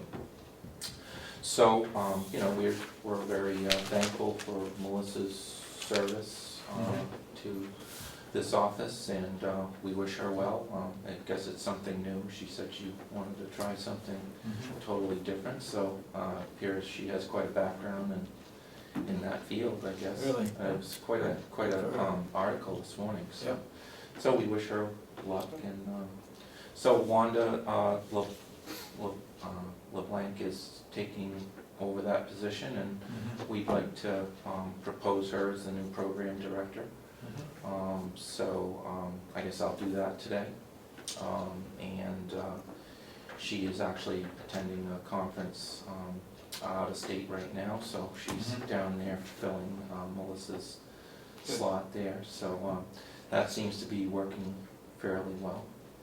When you're looking for her, Wanda's replacement, is it? Yes, Okay. yeah, we are actively advertising that, and so hopefully we'll have, So that's why the paralegal yes, is open. yes, and we're just, Oh, I see, okay. yeah, we're Yeah. just taking that opportunity Because I to, hadn't heard anybody leaving, and I'm Okay. yeah, so we're Okay. just, moving up. basically, it's a good time just to reanalyze the needs of the office, and so we're just taking that time to do that. And we've been working with HR the last week or two to do that, and it's been most helpful. So when we have the qualified applicants, so hopefully we'll be able to fill that very quickly. How about storage needs? How you doing on that? Are we getting things moved over? Is that working? Yeah, I'll touch upon that last if I could, Okay. Commissioner. Sure. I just want to also, with respect, just so that you're aware, as we were trying to address the vacancy in the victim witness position, we received a letter from the Attorney General's office that the state victim assistance grant program was going to be canceled. That's where we get 25,000. Yes, that's right, that's correct. Oh, And that would be effective July 1. So apparently there are federal funds available and so lateral at the 25,000. So I have made immediate request for that application, and I'm working with Susan Dearborn to do that down at the Attorney General's office. I guess I'm confused, Tom. I thought we just agreed that Wendy LeBlanc was, Wanda, yeah. Wanda LeBlanc was gonna take this position Yeah. over. Right. Now you're telling us the funds have been cut. Well, Commissioner, I have to tell you that, because after you finished your budget and after the delegation finished their budget, then we got the letter dated March 31st. So that's my point. If we're not gonna have the money coming in, her position, Melissa's, was paid by a grant. Yes. 25,000 of it. Yeah, 20. and if it doesn't come in, and you've promoted somebody into that position, where's the 25,000 gonna come from if you don't get it? I'm trying to explain that, Commissioner. You probably didn't hear that. He started to say, I just wanted you to be aware that this was going on and that I have spoken with the office down there, and apparently the funds hopefully will be available through the federal program, which is the VOCA program. There are some restrictions as to the use of the money, but they don't feel that hopefully there'll be any interruption, and so we're gonna put it at the 25,000. And we should receive that package by the 20th, and we'll make a full application and try and get that, in line. I did tell them that, all the counties probably had just approved their budgets based upon the 25%, so they understood that, and so the Attorney General has been, working on this, with the grant program, and so we're hopeful that everything will be okay. does the federal grant cover the same identical period the state grant used to cover? I believe it does, yep. Okay. It says this will carry your program through the July 2015 through June 30th, 2016. Okay. So I immediately looked into that as soon as I got the notice on the second. Same period, same dollars, same everything, it's just. Yeah, from there'll the be state to the restrictions feds, on the use of the money, there's a few different things, and Okay. I've asked for those qualifications so that we can be clear about it, but Yeah. as soon as I receive that, Okay. And then come in to us with a recommendation as to where we shift funds around. absolutely. David, and Mr. Chairman, I don't wanna throw a wrench, but I thought we had agreed that on any grant, it goes through the grant committee. How does this fit in? Mr. Well, it's Comeau is now effective- Representative Comeau, and he's the head of the grant committee. And we agreed that all grants would go through that committee. Yes, for when you get through recommendation. writing that grant application, give it to Comeau and Yeah. he'll put it through his 3-member committee Okay, with a recommendation back to us, which I don't think will be, if it takes too long, then we will jump ahead, but We'll do it anyway. we'll give them a chance to look at it and see Right. what, this They is, think. as you know, this is just an ongoing thing. yeah. So, it's, Yeah. I guess the sources are either state or federal, and so they've been going with the state, and those have been, I guess, diminishing over the last several years. Okay. But it's the basis of the program. Yep. Anything else? So we're doing that, and also, we're working on the office and different needs of the victim witness, and Wander is working with other offices, and also we had talked about having one of the previous county attorney's assistants come in on a part-time basis to assist Wanda with the victim witness program, as well as with case preparation and things. So we'd like to ask on just a part-time basis that Michaela Andrewsy. And it's in your budget already? Yes, return to the office. It'll be only very part-time, so just a few hours a week, depending on the need and stuff. But it'll help with the transition, because there's a lot of, and we've spoken with HR about, you know, because we've got positions open and things like that, so Lynette's on that, and so we're just trying to coordinate the whole situation. Space and storage needs, like, how you doing? Good, I guess we got that approved, that portion approved, so we'll be making recommendations to try and move some of the files and just determine which files should be, you know, processed and stuff. Right now, we got an added duty. Last week, the court is requesting evidence that's been held for years over at the court be brought back, so we're in the process. They're looking for space too. Yeah, I think that's been an issue too. So right now, I'm working with that, and there's quite a lot of different evidence that has to be brought back over, and exhibits from past trials, and so we're in the process of checking different exhibits and motions and appeal processes to make sure that things can be returned, paper things can be returned, and then of course whether or not evidence needs to be returned to victims or destroyed, as the case may be. So we're very busy in that realm. Just a kind of a general question on statute of limitations on records, like for the county. Yeah. Yeah.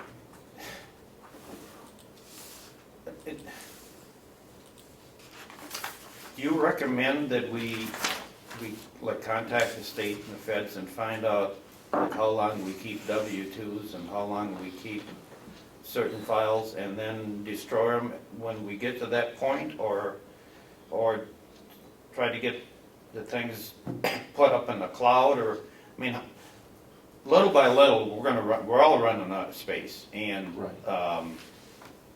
Is there anything wrong with following statutes that say you only have to keep these documents X number of years and then destroy them? Or because we're a county government, do we have to keep them longer? Melissa found out something. She emailed us Yeah. I had, something about how long to keep records. There's a whole section of the RSA on record retention Yeah, and suggesting that municipalities have a record retention committee. okay. And it has the timelines for all of the individual types of records. And then that municipal records committee makes a recommendation to the board Okay. of what should be destroyed. Do we Or what have should that? be archived or. We don't have a committee. Should we form a committee like that? Why don't you take that on? Okay, Would you mind? not at all. And Commissioner, we also have some information, so we can share that and give that to you, and then you can appoint your members, and we started that research as well, because you had asked us to, so it's on my desk. And there's also, like, and just if I could express an opinion to me personally, there's the guidelines of how long you must keep certain things. But I would hope that the records committee would also be very cognizant of the historical value to Carroll County, either the Historical Society or, because a lot of times, you know, that newspaper article or those pictures, they get tossed because we don't have to keep them, but I just hope that you'd be careful about historical importance. Maybe some major trials in the history of Carroll County, or just some things that the Historical Society might be interested in. I mean, they're not required to keep them, they are important documents, I think. Okay. While we're on the subject of storing records, now that the Comeau suit has been settled, can we begin throwing some of our stuff out that we've been keeping for a year and a half? I haven't heard that it's been settled completely. They had to have 12 minutes Oh, yeah, forwarded that's right, yeah. to the judge, Yep. and haven't heard back to the Yep. judge or from our attorney No, you're as right. to whether it's been, if those requests were satisfactory to the judge. So right now, I think it's still ongoing. Could you email that information that you found? Sure. Just- Okay. Tom, I wanna throw something out to you, and I haven't talked to the other two, but what would happen if you moved over to the old nursing home and had a complete wing? And had all your people over there, had meeting rooms, whatever you needed, in the old nursing home? Well, I haven't really looked at it. No, I know you haven't, I just, off the top of my head, I'm saying, because we're gonna be hiring an administrator, and we gotta find room for that person. We should be separated, Office help should be separated. what's that? The office help should be separated. The office help needs to be separated, yeah. So we need more space too. So I'm, you know, I don't, like I said, I haven't talked with either one of these two about it, but there could be plenty of room over there if you took a whole wing. Yes, it was not fit for residents to stay there overnight, but it should be very easily acceptable for office space. And there's plenty of different rooms over there where things could be modified and updated and so forth. Where that money would come from, I haven't thought about it, but I'm just thinking that you need more space, you need privacy. The walls that you have between the attorneys don't go all the way up to the ceiling. You try to use some of the rooms across the way. Therefore, over there, you'd have privacy in every single room. Private rooms. Private rooms, right. So, I don't know where to go from here. I'm just sort of tossing it out to see what the possibilities might be. Well, my only thought is that, you know, the office really is a function of prosecution and law enforcement, so there's a certain aspect of security that comes with the office. And, you know, without the sheriff's department close by, or, you know, because we're, every day we are getting records, you know, like record checks, and officers are working on investigations. So, you know, unless, you know, the sheriff's department was over there as well, and, you know, we're all over there, you know, it's probably, you know, not a good thing for being here, there, and of course the proximity to the court as well. I mean, because we're over there, you know, frequently. Yeah. So, as well as they are with, you know, transports and coordination and records, so. Well, I guess to your point, how about moving the business office over there? The commissioners and the business office over there. It's a thought. Maybe that's a possibility. Yeah, I mean, Plenty of room, everybody could have their own private room, I guess, including the, I guess my question is, which group would be the most flexible to move? And I'd say us. us, yeah. I'd say us in the business office probably could function any place in here without a lot of issue. So if we moved over there, it would free up space, and then, like you say, everybody could have an office and everything else, so, just a thought. Yeah. We need to look at that. yeah, I mean, that might be, just our thoughts, is that might be more compliant for what you need, and even like with delegation or whatever, you know, we could, I mean, I think it's better to have everyone in one facility, and communications and everything like that, because, I mean, frequently they need to get a hold of me, or, you know, one of the attorneys, and, you know, it might be better to do it that way, and then, you know, that would free up the space that we need, and, you know, address the issue of how we've been trying to use those offices that are all set up for our purposes, but we just have to, we're going across the room, and the separateness, and there's no continuity. I mean, it's a simple fix just to do this, and then you guys could have, you know, what you need over there, and, that wouldn't interrupt deeds either, cause I mean, then, you know, there'd be a continuity there, and, you know, I think maybe a restructuring, that might be a lot better economically. Cause it would be Okay. very expensive for us to And go over there and, I think it'd be less expensive to move the commissioners and the business office over there, but again, I'm pretty junior here, I haven't been here very long, so I don't know Well, all the ramifications it- of the move, but it's worth The discussing. facilities are there. Yeah. Yeah, and I'm not in support right now of tearing down the facilities because of the Yeah, cost mine. involved. And if there's room there and we need space, then somebody ought to move over there. would there be a room, like this room, for over there? Is there I a room don't- big enough? There's a one of the- whole empty side where the probation office is gonna go. Yeah, Out back, you mean? Yeah. Yeah, yeah. yeah, I mean, cause, Yeah, there'd be a lot more room than this room. Okay, I go just ahead. had a thought, maybe we ought to contact Mr. Letchko. That was his business for 50 years, was moving people and setting up offices, and my God, he did a fantastic job moving the nursing home. Yeah. Maybe he could give us some ideas that we hadn't thought about. Yep. I'm concerned with the networking of the buildings. We didn't get the fiber optics, is that gonna be affected by where we go? Well, who was it that said that the fiber optics was up in the air and not really decided? Well, You said that. in the final subcommittee meeting, somebody brought it up and said, could we possibly reconsider this sometime in the summer?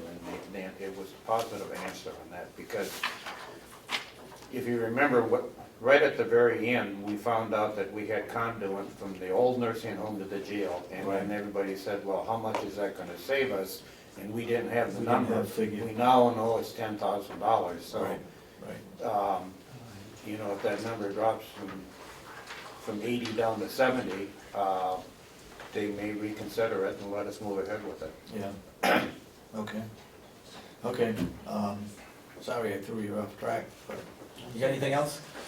no, so I just, would like to, I guess, move that, those two positions that we talked about be filled, Somebody wanna make a motion to accept the recommendation from the county attorney to, move Wander into the, victim witness and, put out for bid, for, advertisement for replacement.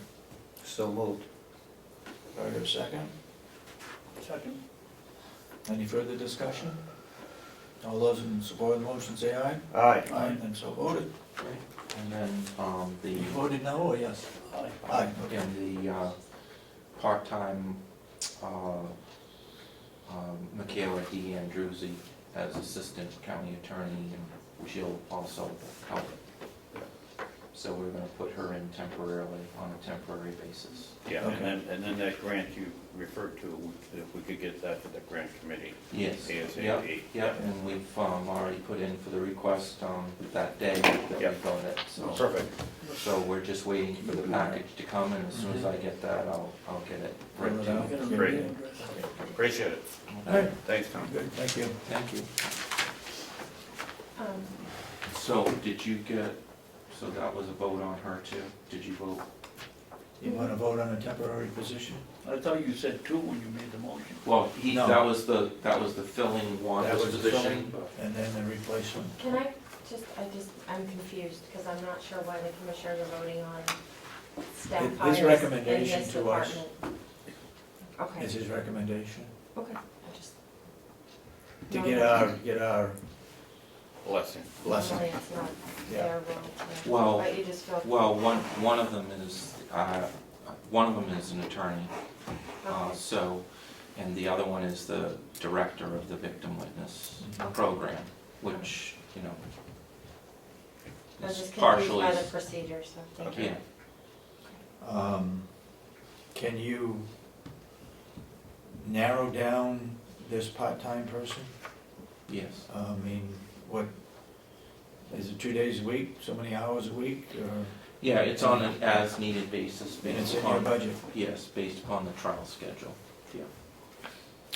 Do I hear a motion? But she isn't a minimum wage employee. No, and we've worked out a structure with HR, so it's gonna be a variable structure. Right? Why not? Okay. Anybody want to make a motion? I'll make the motion. Go ahead, I'll second it. Okay, all those in support of the motion to allow the attorney to have a part-time consulting Assistant attorney. assistant Status, status? yeah, it's subject to the AG's approval, which has been submitted. Okay. That's the proper procedure under the RSA. All those in support, say aye. Aye. Aye, and so voted. Okay, Thank you. thank you, Tom. Attorney Dewhurst, that letter from the AG's office as it relates to revenue, is it possible to give a copy to the business office just for the record for this week, or is there Yeah. anything? Okay, Sheriff? It doesn't really have any specifics, so Okay, we just- won't, we'll get that very shortly from the grant program. Okay, thanks. Melissa, if you send that to Ann, you tell her that Bob Murray's expecting it. Hey, Dominic. Coming here, is that what's happening? Good. She's coming Hour to look at today. the space with the probation officer. And you can't. I've gotta be at the 91A training and. Okay. We ask you to come in and give us an update, where you stand, have you hired the replacement? Murray, I forget his address. Any vehicles been in any accidents? Are you replacing any vehicles? You over your budget? You haven't brought in the revenue you expected to bring in and everything? How's that? It's all up in the air. Work in progress, right? Yes, the hiring, we have 3 to 4 applicants that we're reviewing. So we're at that stage. You didn't go to my town and steal any No, more? no, unfortunately not yet. Okay. Cruises, call has been put in, but they have not been ordered because the 2016 prices aren't out yet. As far as the bid from the state. We buy them, right? We're No, purchasing. we release them. Lease, Leasing. lease purchase. We went back and Lease forth. purchase. It's a lease purchase. Okay, So at the end of the 4 You buy. payments, you get it for $1. yeah. How many are you getting? 3. 3. In the budget. Wow. Seems like you just got 3. We did. Yeah, I mean, basically every 4 years they're turning over. Now and then you might get one that's. How many 3 years total or do you 5 have? years. Vehicles. There are 15, including the van and the spare, How about the Humvee? That counted? and the Humvee. There's So 16, 16? 16. and the trailer, and the backhoe. Did you get the backhoe? Yeah, Where is it? sitting up at the target range. Range. Yeah. That was through the, I remember you yeah, calling and. no cost. So you have 14 cruisers, 15. 14 14. cruisers. 14 cruisers, 1 van, One van. 1 Humvee, and 1 backhoe, And 1 communication trailer. and 1 trailer. What's gonna happen to that backhoe? Is that gonna get given to the farm, or? No, I mean, it's there for use if they should need it. But Is it basically operable? was- Is it in yes. good shape? Yeah, yeah. Should the sheriff have a backhoe? I guess we Department? went through that when we requested, as far as maintenance of the range primarily. Because we did That's at times have dig up all the conflict. shells that go into the No, at times berm? had conflict with the farm to try and get that mowed or backfilled up there. Mhm. Because it should, that, No, Sheriff, you're not That gonna be mowing background. that with a backhoe, come on. It's like you trying to pull it out. that background pit should be refurbished probably a couple times a year. Really? You get beat up that bad? Yeah, yeah. use. Will we be getting a bill to repaint it so it's not camouflage? No, we're gonna leave it that color. Okay. It is If you don't camouflage. mind. Yeah, Is it safe to leave it up there? yes. Can't see it, David, you wouldn't know it's there. I didn't know it was there, I knew we Except were for- gonna try to get one. Okay. What else you got? I guess as far as dispatch, we are currently trying to fill a part-time position that was vacated because we went one full-time. Yeah. And that's basically up to 24-hour The week. a week. Other than that, we just found out the air conditioner was just in the cold room for the computers. Yeah, That was on the fritz because of the very, very cold winter, it was shutting down. And they just put new freon in it, they found a leak up on the roof. So that was repaired, so that should get us through hopefully this year. But we probably should think about next year putting in for a new air conditioner. I guess I would recommend that go through the IT budget. Because that, from what I'm understanding, will be the cold room for the whole complex, for the computer servers. what, any idea what the cost might be? What we have right now is one that hangs up on the wall. Yeah, That was priced out about $11,000. wow, I guess for a cold room air conditioner that would sit on the floor, that would be probably double. We're getting a price on that, but double. it may be worth the investment depending on what you're intending on putting in there. If it's gonna be the cold room for the whole complex, then Yeah, we really should look into that. You know, that cold room for the complex was based upon us having Fiber the optics. fiber optics, and now that that's put off, Yeah. I'm sure the colder room Yeah. installation or changeover is put off for the same period, so. Right, right. And my understanding, like yours, was that I think you had till September where that might go through with the fiber optics. Yeah, yeah, they were gonna meet again on it, so. Um, That- But, That still is the server Yes. room, that still needs to have all of that, whether we do fiber optics or not. They- I understand, but I'm saying that it was my understanding that if we put the fiber optics in and that becomes, in effect, the room for the master server for the whole complex, that Complex, yeah. we're probably gonna have to upgrade when that happens, the AC unit, so that, because that's gonna be pretty crucial room for us. Yeah, if but I mean, everything he's is saying local. that's gonna have to be done anyway, because that is the server room, it still is all of that, with additional servers or not, so the air conditioning will have to be upgraded Yep. in the next, within the Right. next budget. yeah. And if it, I guess if the future is going toward the fiber optics and planning for that, Mhm. then you may need more space. Which I guess my input would be our evidence room is next door to it. So we pull that wall out, make that more server room, Okay. which you'll need. And we would need space for evidence room. That So would be old- listening to the old jail. conversation with the Old. county attorney, if we were able to grab at least a small office. I know Jerry's is the next room up from ours. He would stay here though. But if room is moving in other locations, then maybe he could move to a different office space.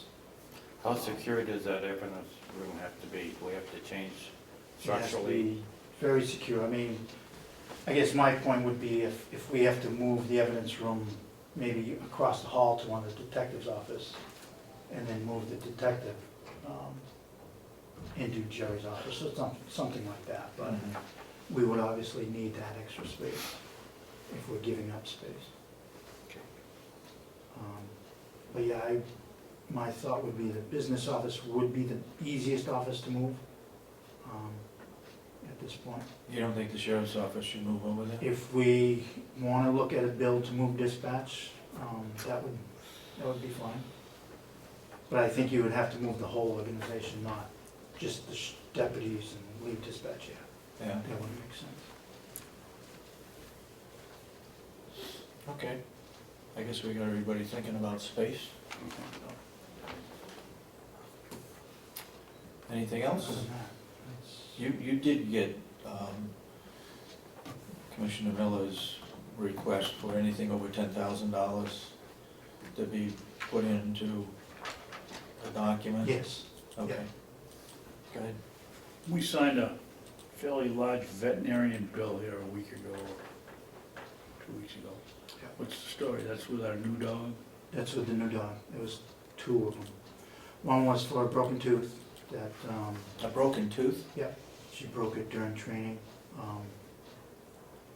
And that was basically to heal it, not replace it. She's fine and full recovered. We did it Was she down in to, pain? until she had it fixed, yeah. But we did it down to Tufts University where they have a training type program. So it was basically half the cost of what we would have paid local.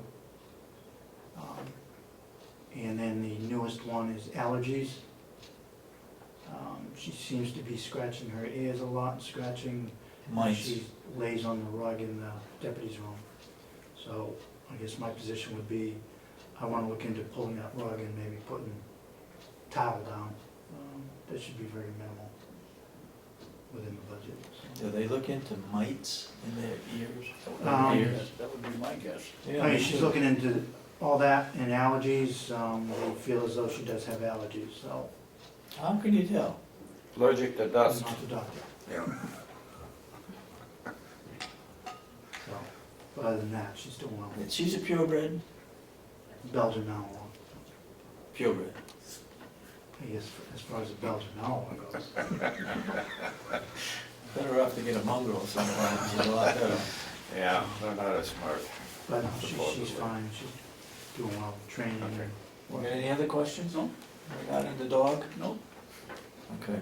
Anything else, Sheriff? No, those were paid through the donations, actually. Those were what those came out of. really? Those didn't come out of the sheriff's budget. There's a fund that takes donations in from people who want to donate for any medical costs or things like that. That was started with Edge. So Back we when- sign You know, it. we had this, Check. go ahead. Go ahead, go ahead.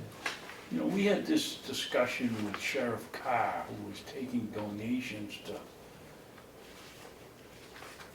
was it to paint something, and we got in a discussion about not disclosing who the donations came from. And we, the suggestion was that perhaps that if you were giving a big donation to the sheriff's department, that maybe you might get a break or something. And he assured us that there was no problem because the donations didn't have any names on them, but the sheriff's department knew who they were.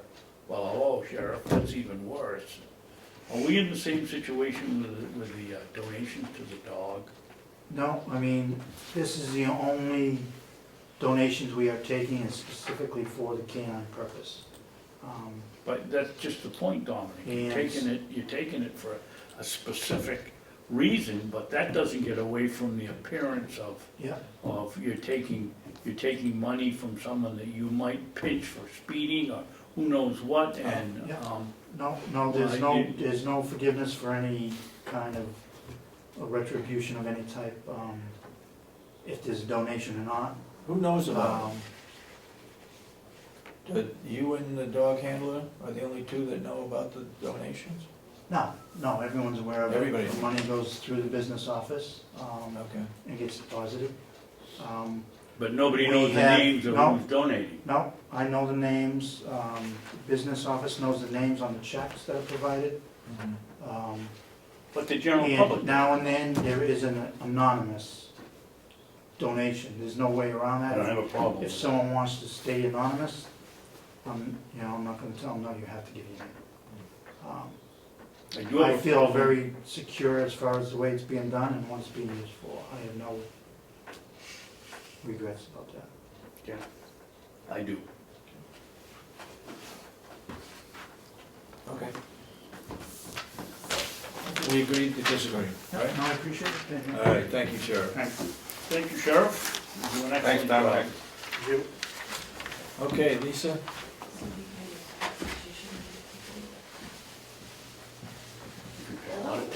Good Well, morning. hello. Hi, Dan. We're running Thanks half for an hour calling me up, behind.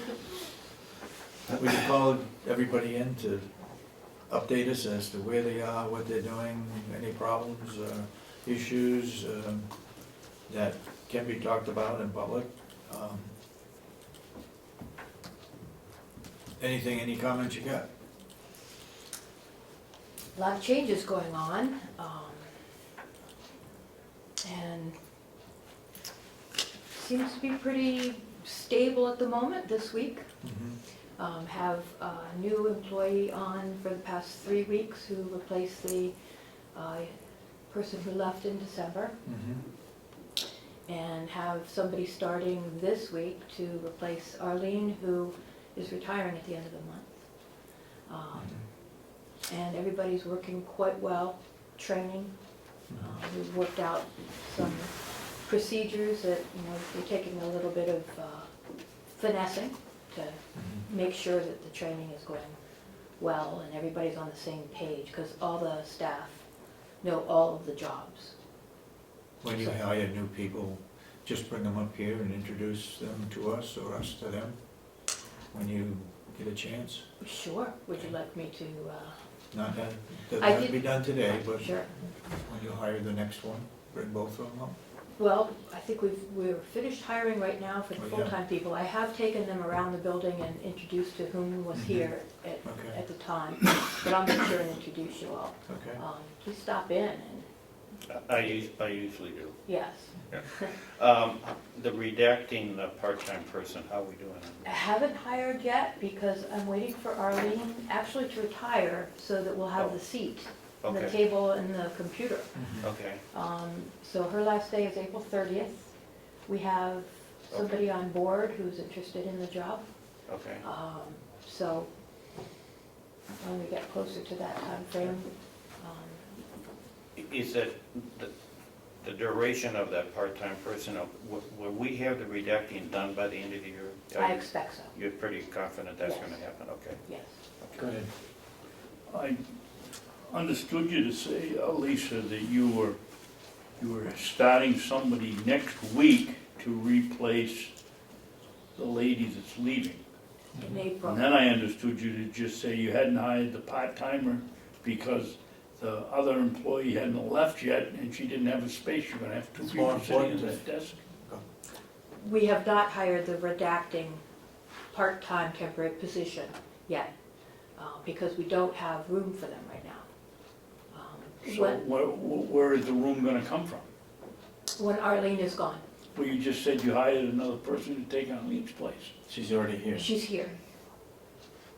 I guess I'm missing it. If Arlene sits at a desk and Arlene leaves and you hire a Well, replacement, we There's had, another desk. we had another desk Oh, for you the didn't say person that, that was okay.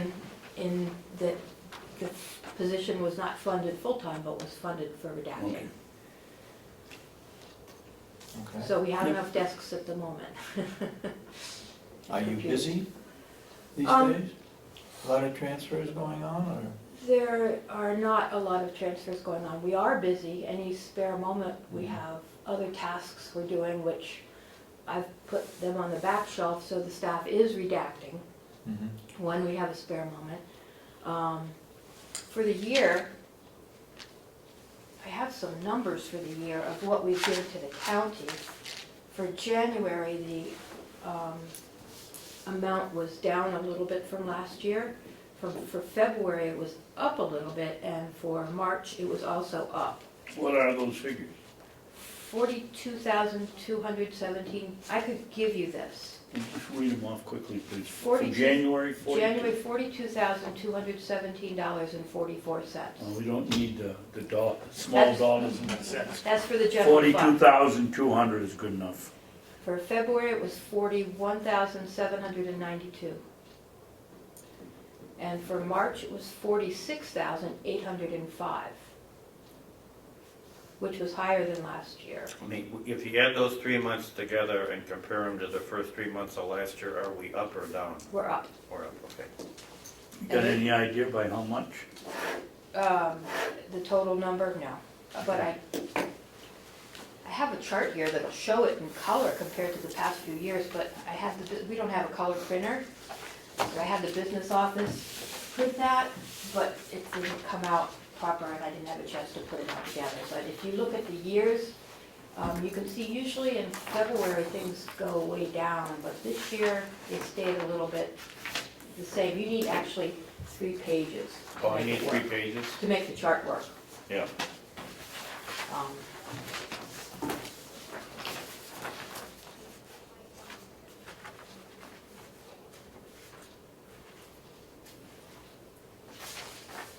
Got it. I think you need another. No, if I put these 2 together. Yes, yeah. there you go. And this year is in gray. Yeah.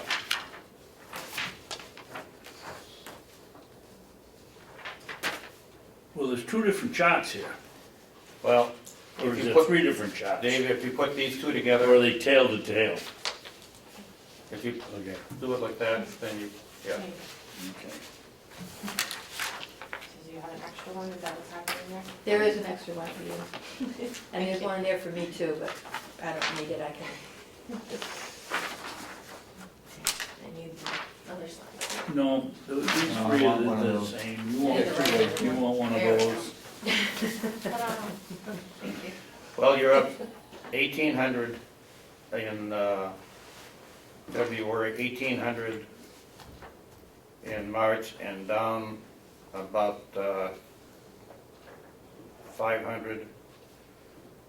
So, yeah, Up a little bit, yeah, better than last year, which is a good thing. you're up about $3,100 for the first 3 months. Going in the right direction. That's correct.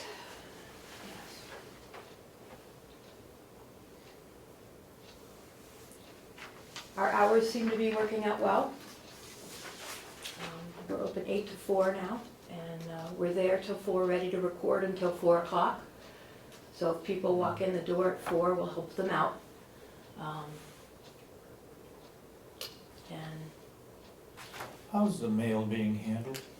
Are you picking up the mail? the mail is getting delivered directly to the Registry of Deeds now, both the mail for the business office and for the registry, Okay. in 2 different satchels. We carry the satchel down to the business office and give it to them. Yeah. And in the morning before the mail comes, sometime before 11 o'clock, they deliver to us their outgoing mail.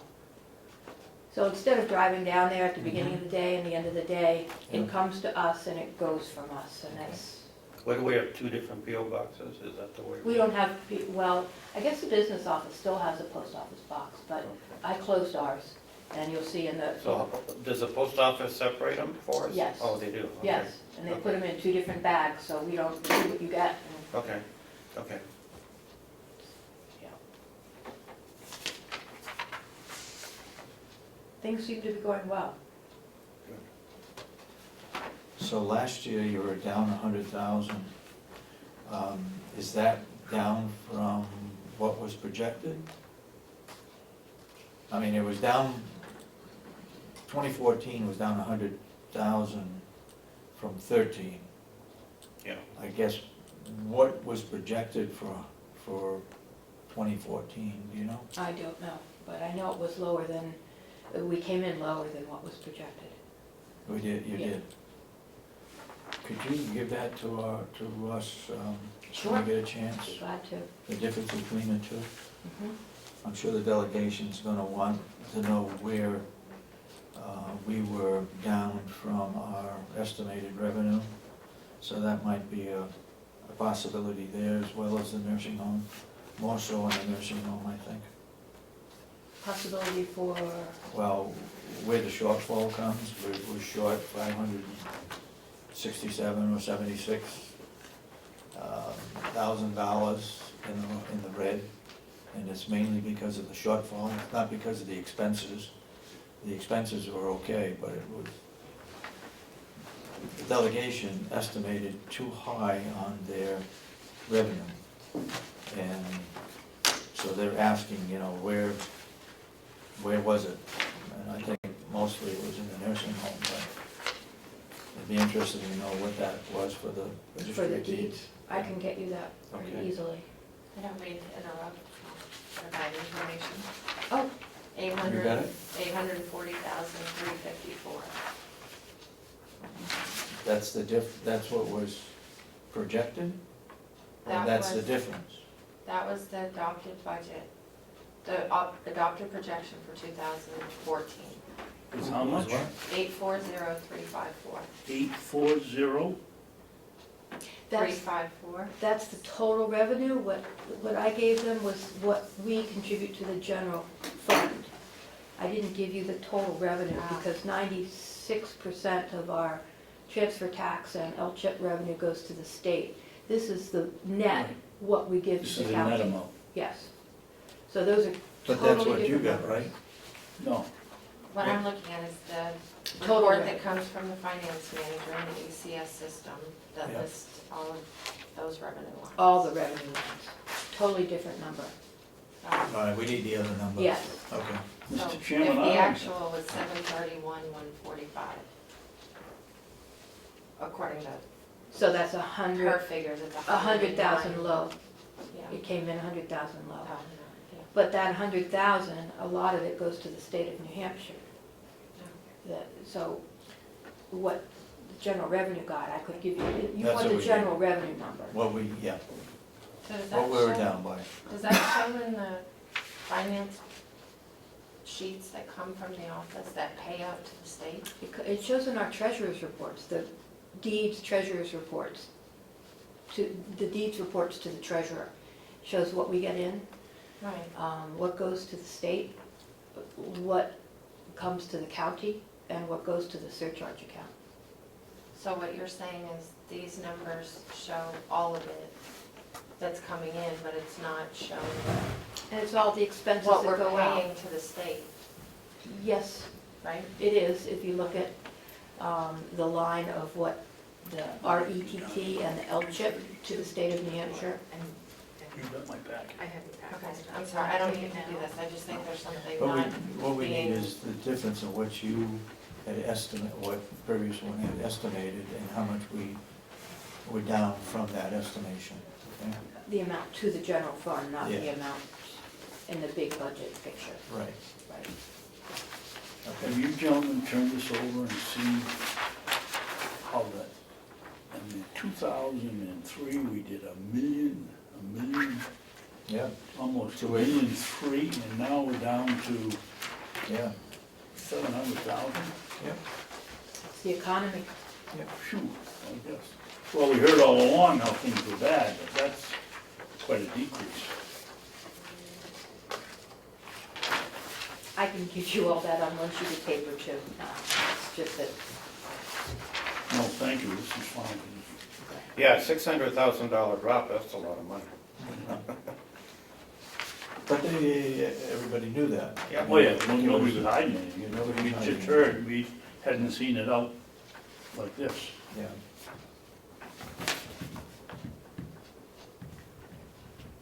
But you know, I'm surprised when you look at 2010 and 11, they're pretty close to 2014. We had a little bump up there in 12 and 13, but mhm, you know, 2011 was 707 versus 698, so yeah. you know, Pretty close. You're within $9,000 from where we were back then. So again, it's one of those hard ones to project. Yeah.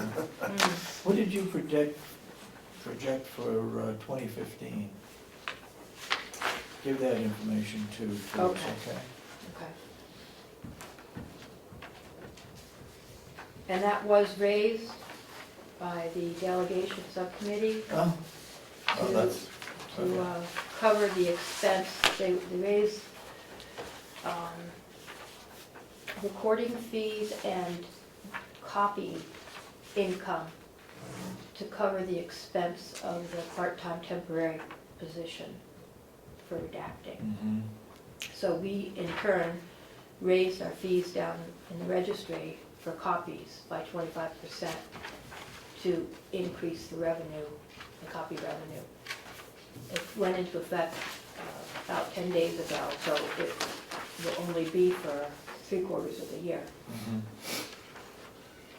Yeah, if you looked at the numbers, that the revenue was up 13,000 and the part-time person was gonna cost us 22,000, so it was a net $9,000 increase to the budget, about. Actually, when I Yeah. look back at it, we had increased the recording fees as well, so between the two, it did cover the amount. I recall it offset it, right? Yeah. Okay. I hadn't realized the recording fees had an increase of No, I 3,000. forgot that, Well, that side of it, yeah, and okay. hopefully, we will have more recordings to make that up, because I can't raise recording fees, those are set by the statute. Okay, so that takes care of the part-time person or two. But you also gave an estimate as to what you'd be taking in, correct? Separate from that. That's covered through other things. Right. But what I'd like to know is the estimate for 2015, what you planned on taking in. Well, And I'd that, also like to know what the estimate was for 2014. okay.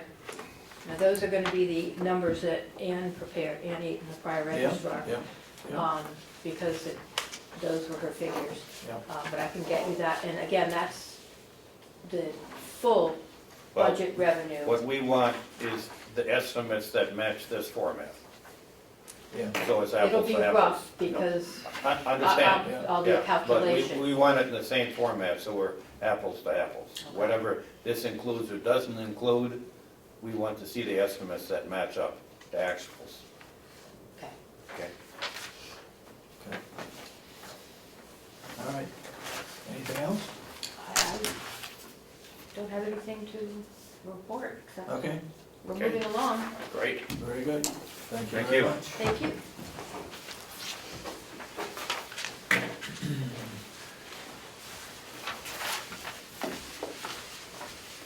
I'd like to take some action on, before Wynette gets up here, come on up, Wynette.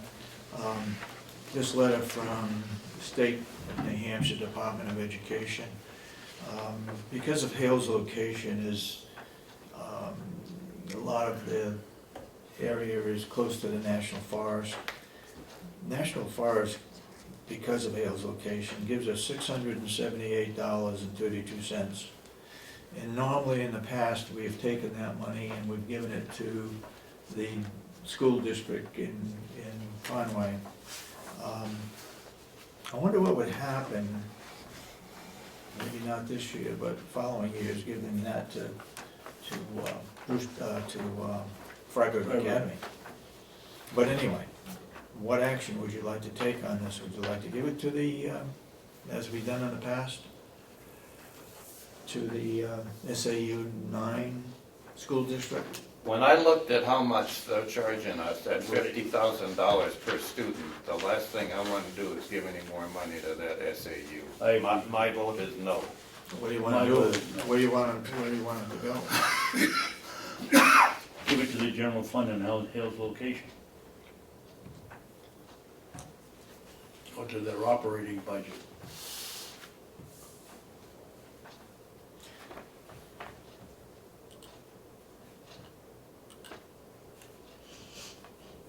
Well, you read that. I almost think it has to go to a, you read that one.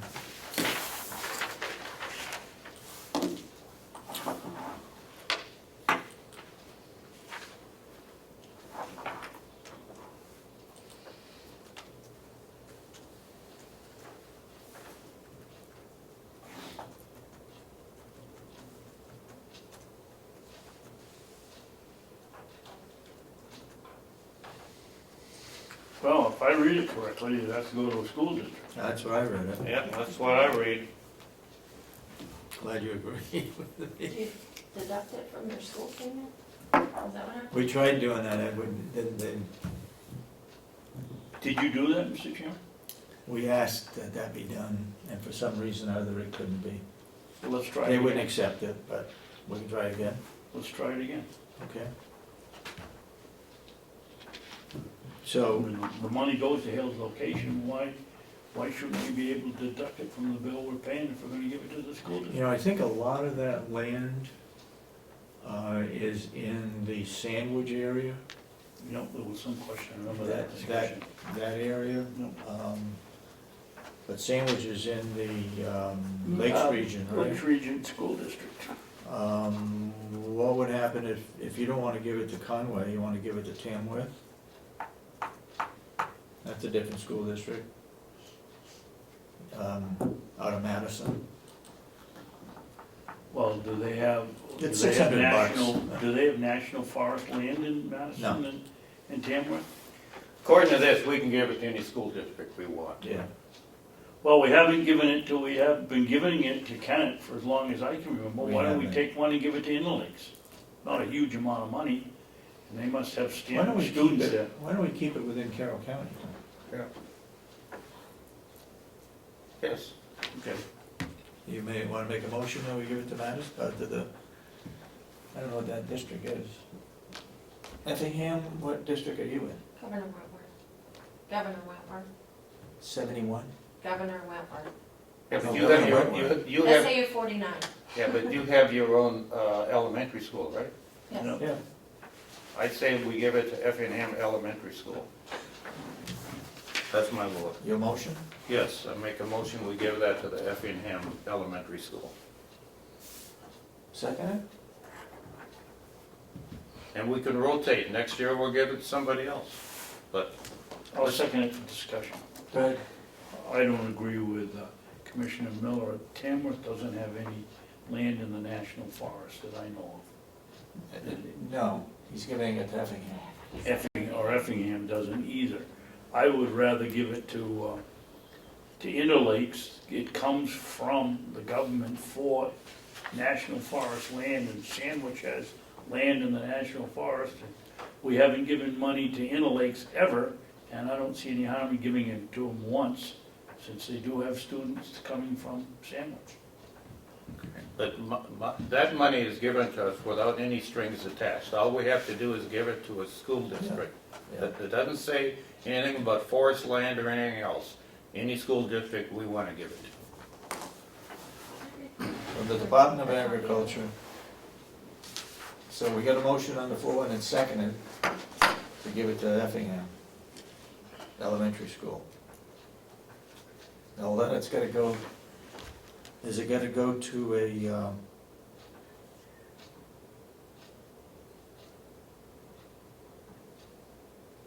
Go to the school district.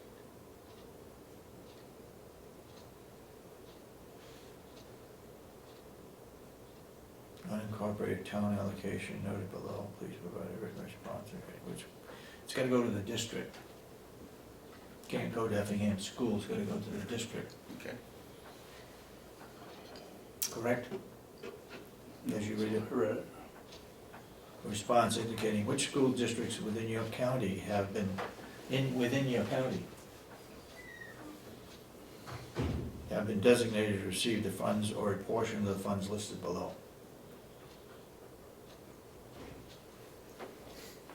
That takes Interlinks right out of it, doesn't it? I think so.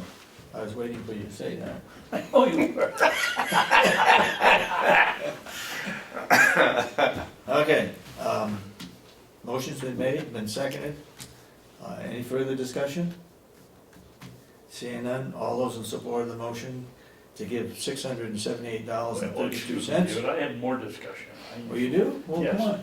Well, if we're giving it to Effingham, we're really giving it to Governor Wentworth. Yeah, that's right. Still in our county.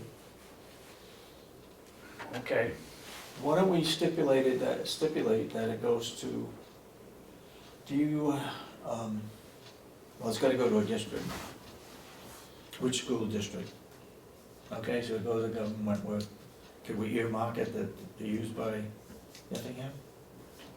yeah. Okay, let's do that. Any further discussion? No. All those in support of the motion, say aye. Aye. Aye, that's so voted. What is the SAU in 49. 49? Does Madison have its own school district? Yes. I believe so. 13, there with Yeah. Freedom and Tamara. See, I think, Melissa is What was gonna that be again, 40? is gonna put this in the minutes, and I think every year we just rotate through and try to hit, as long as we get these funds, we'll hit every school district in Carroll County. Okay, Mr. Chairman, can I make a motion? go ahead. Um, What's the subject? Having voted on the prevailing side, can I make a motion to reconsider?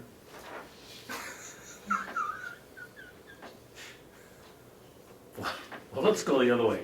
Why not give the money to, I didn't realize Madison had its own school district. They send kids up to Kennett, They do. and I'd rather give it to somebody that's gonna, the towns are paying enough money already to go to Kennett.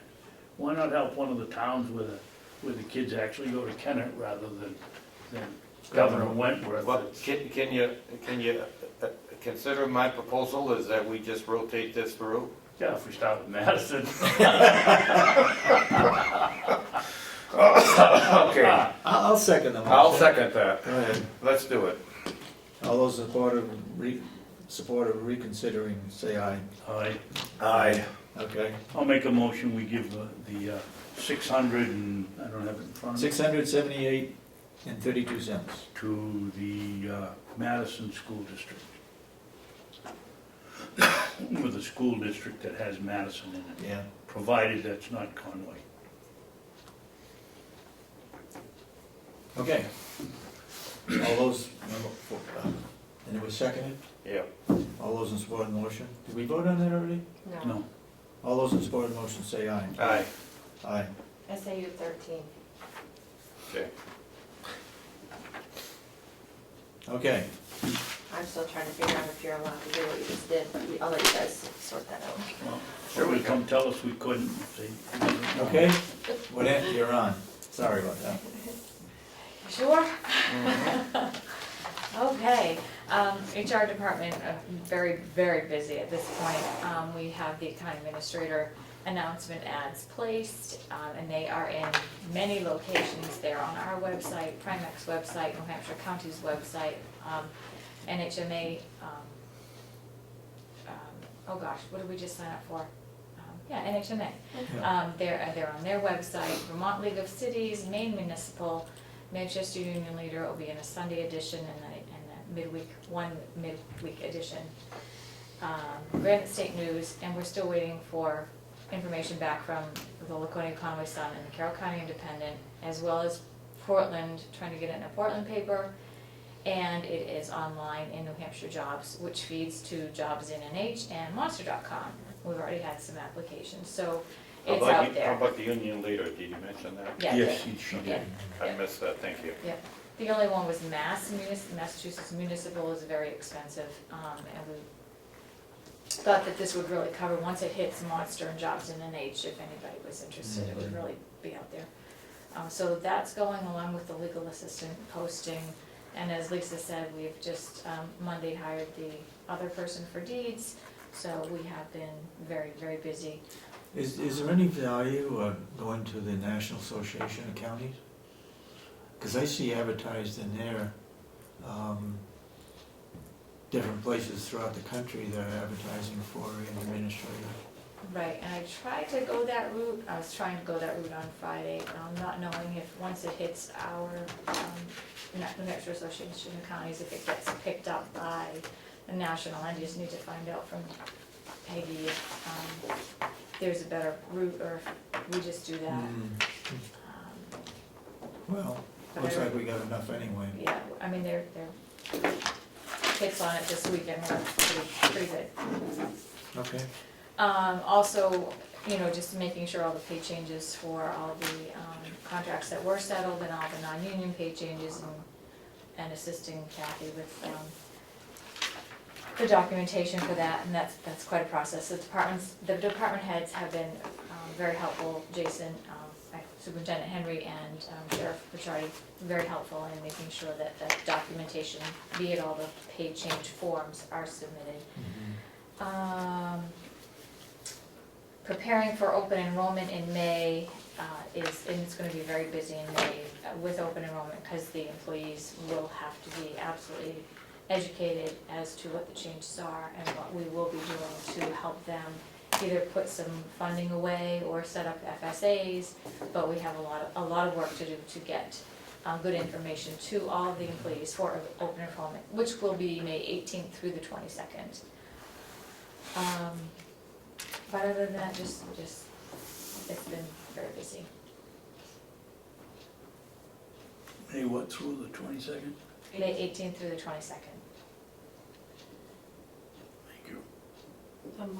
The Granite and Carroll County Independent have the same classified sections. You said you were still waiting to hear from the Carroll County Independent? Yep. They have the same section C.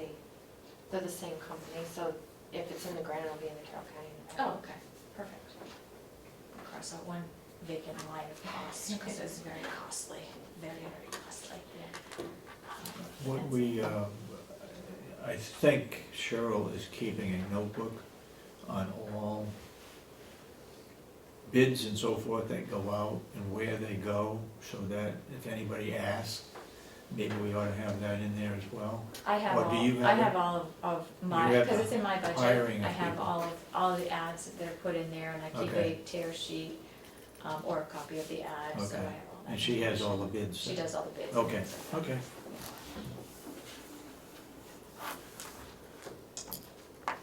And that's it, Really? unless you have questions for me.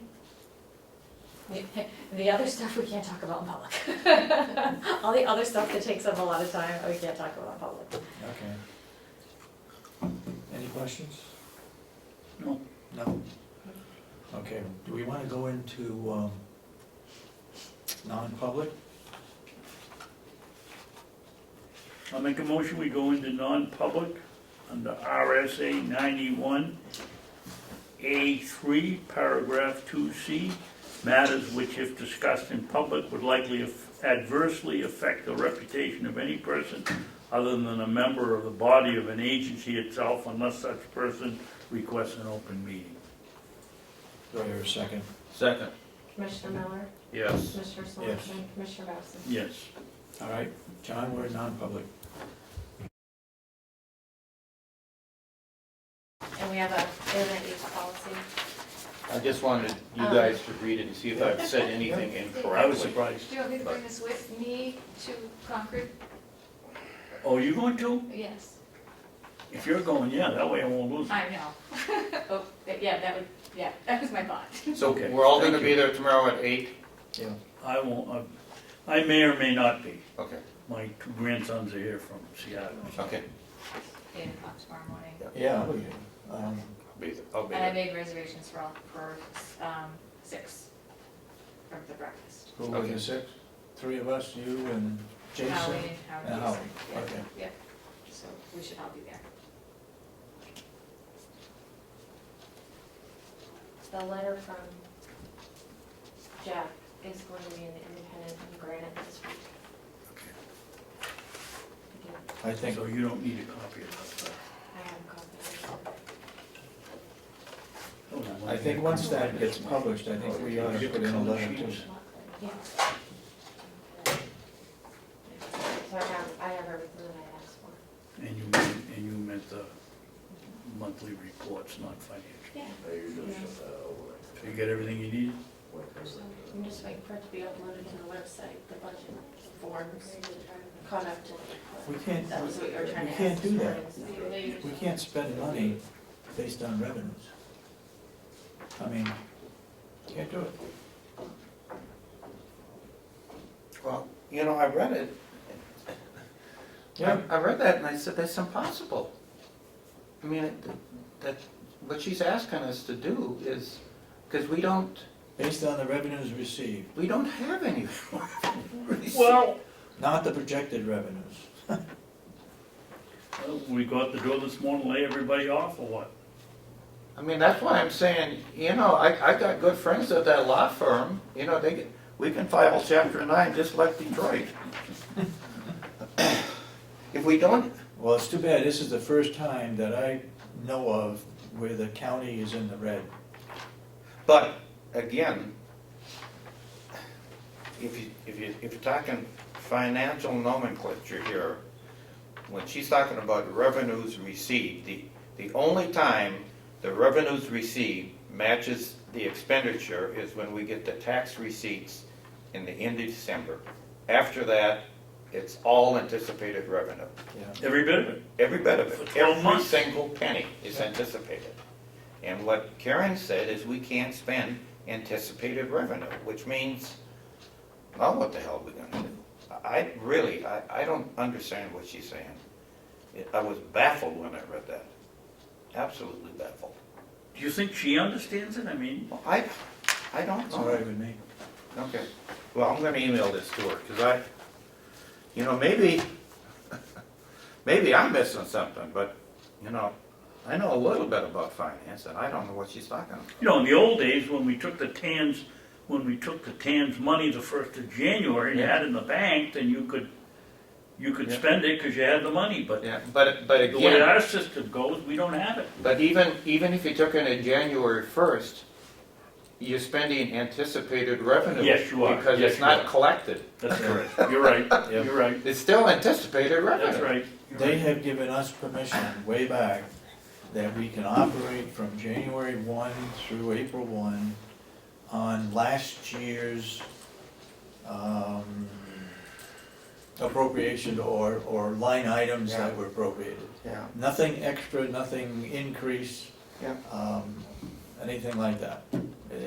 It's ridiculous to spend 3 months not knowing Well, if you look what at money the, we're gonna have. if you look at the towns, and that's pretty easy, they send out a tax bill in December, they usually want it by December 31st. Yep. The cash comes rolling in, and for 6 months, that checkbook has got $6 million, they spend it down, and now in the middle of the middle of the year, they get another $6 million. Yeah. So they're spending revenue that's been collected, it's Right. real revenue. Yep.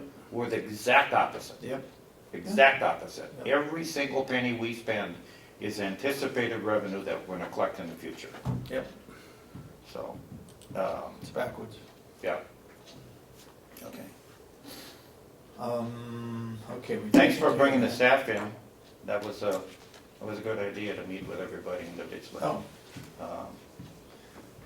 Timely. all right. Uh,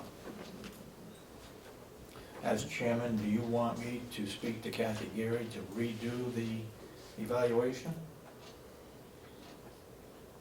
No. Not, No? I'd say no. But that's just my opinion. I hate to go back into non-public, but I think if we're gonna discuss that, that ought to be a non-public session. Oh, I'm sorry, you're right.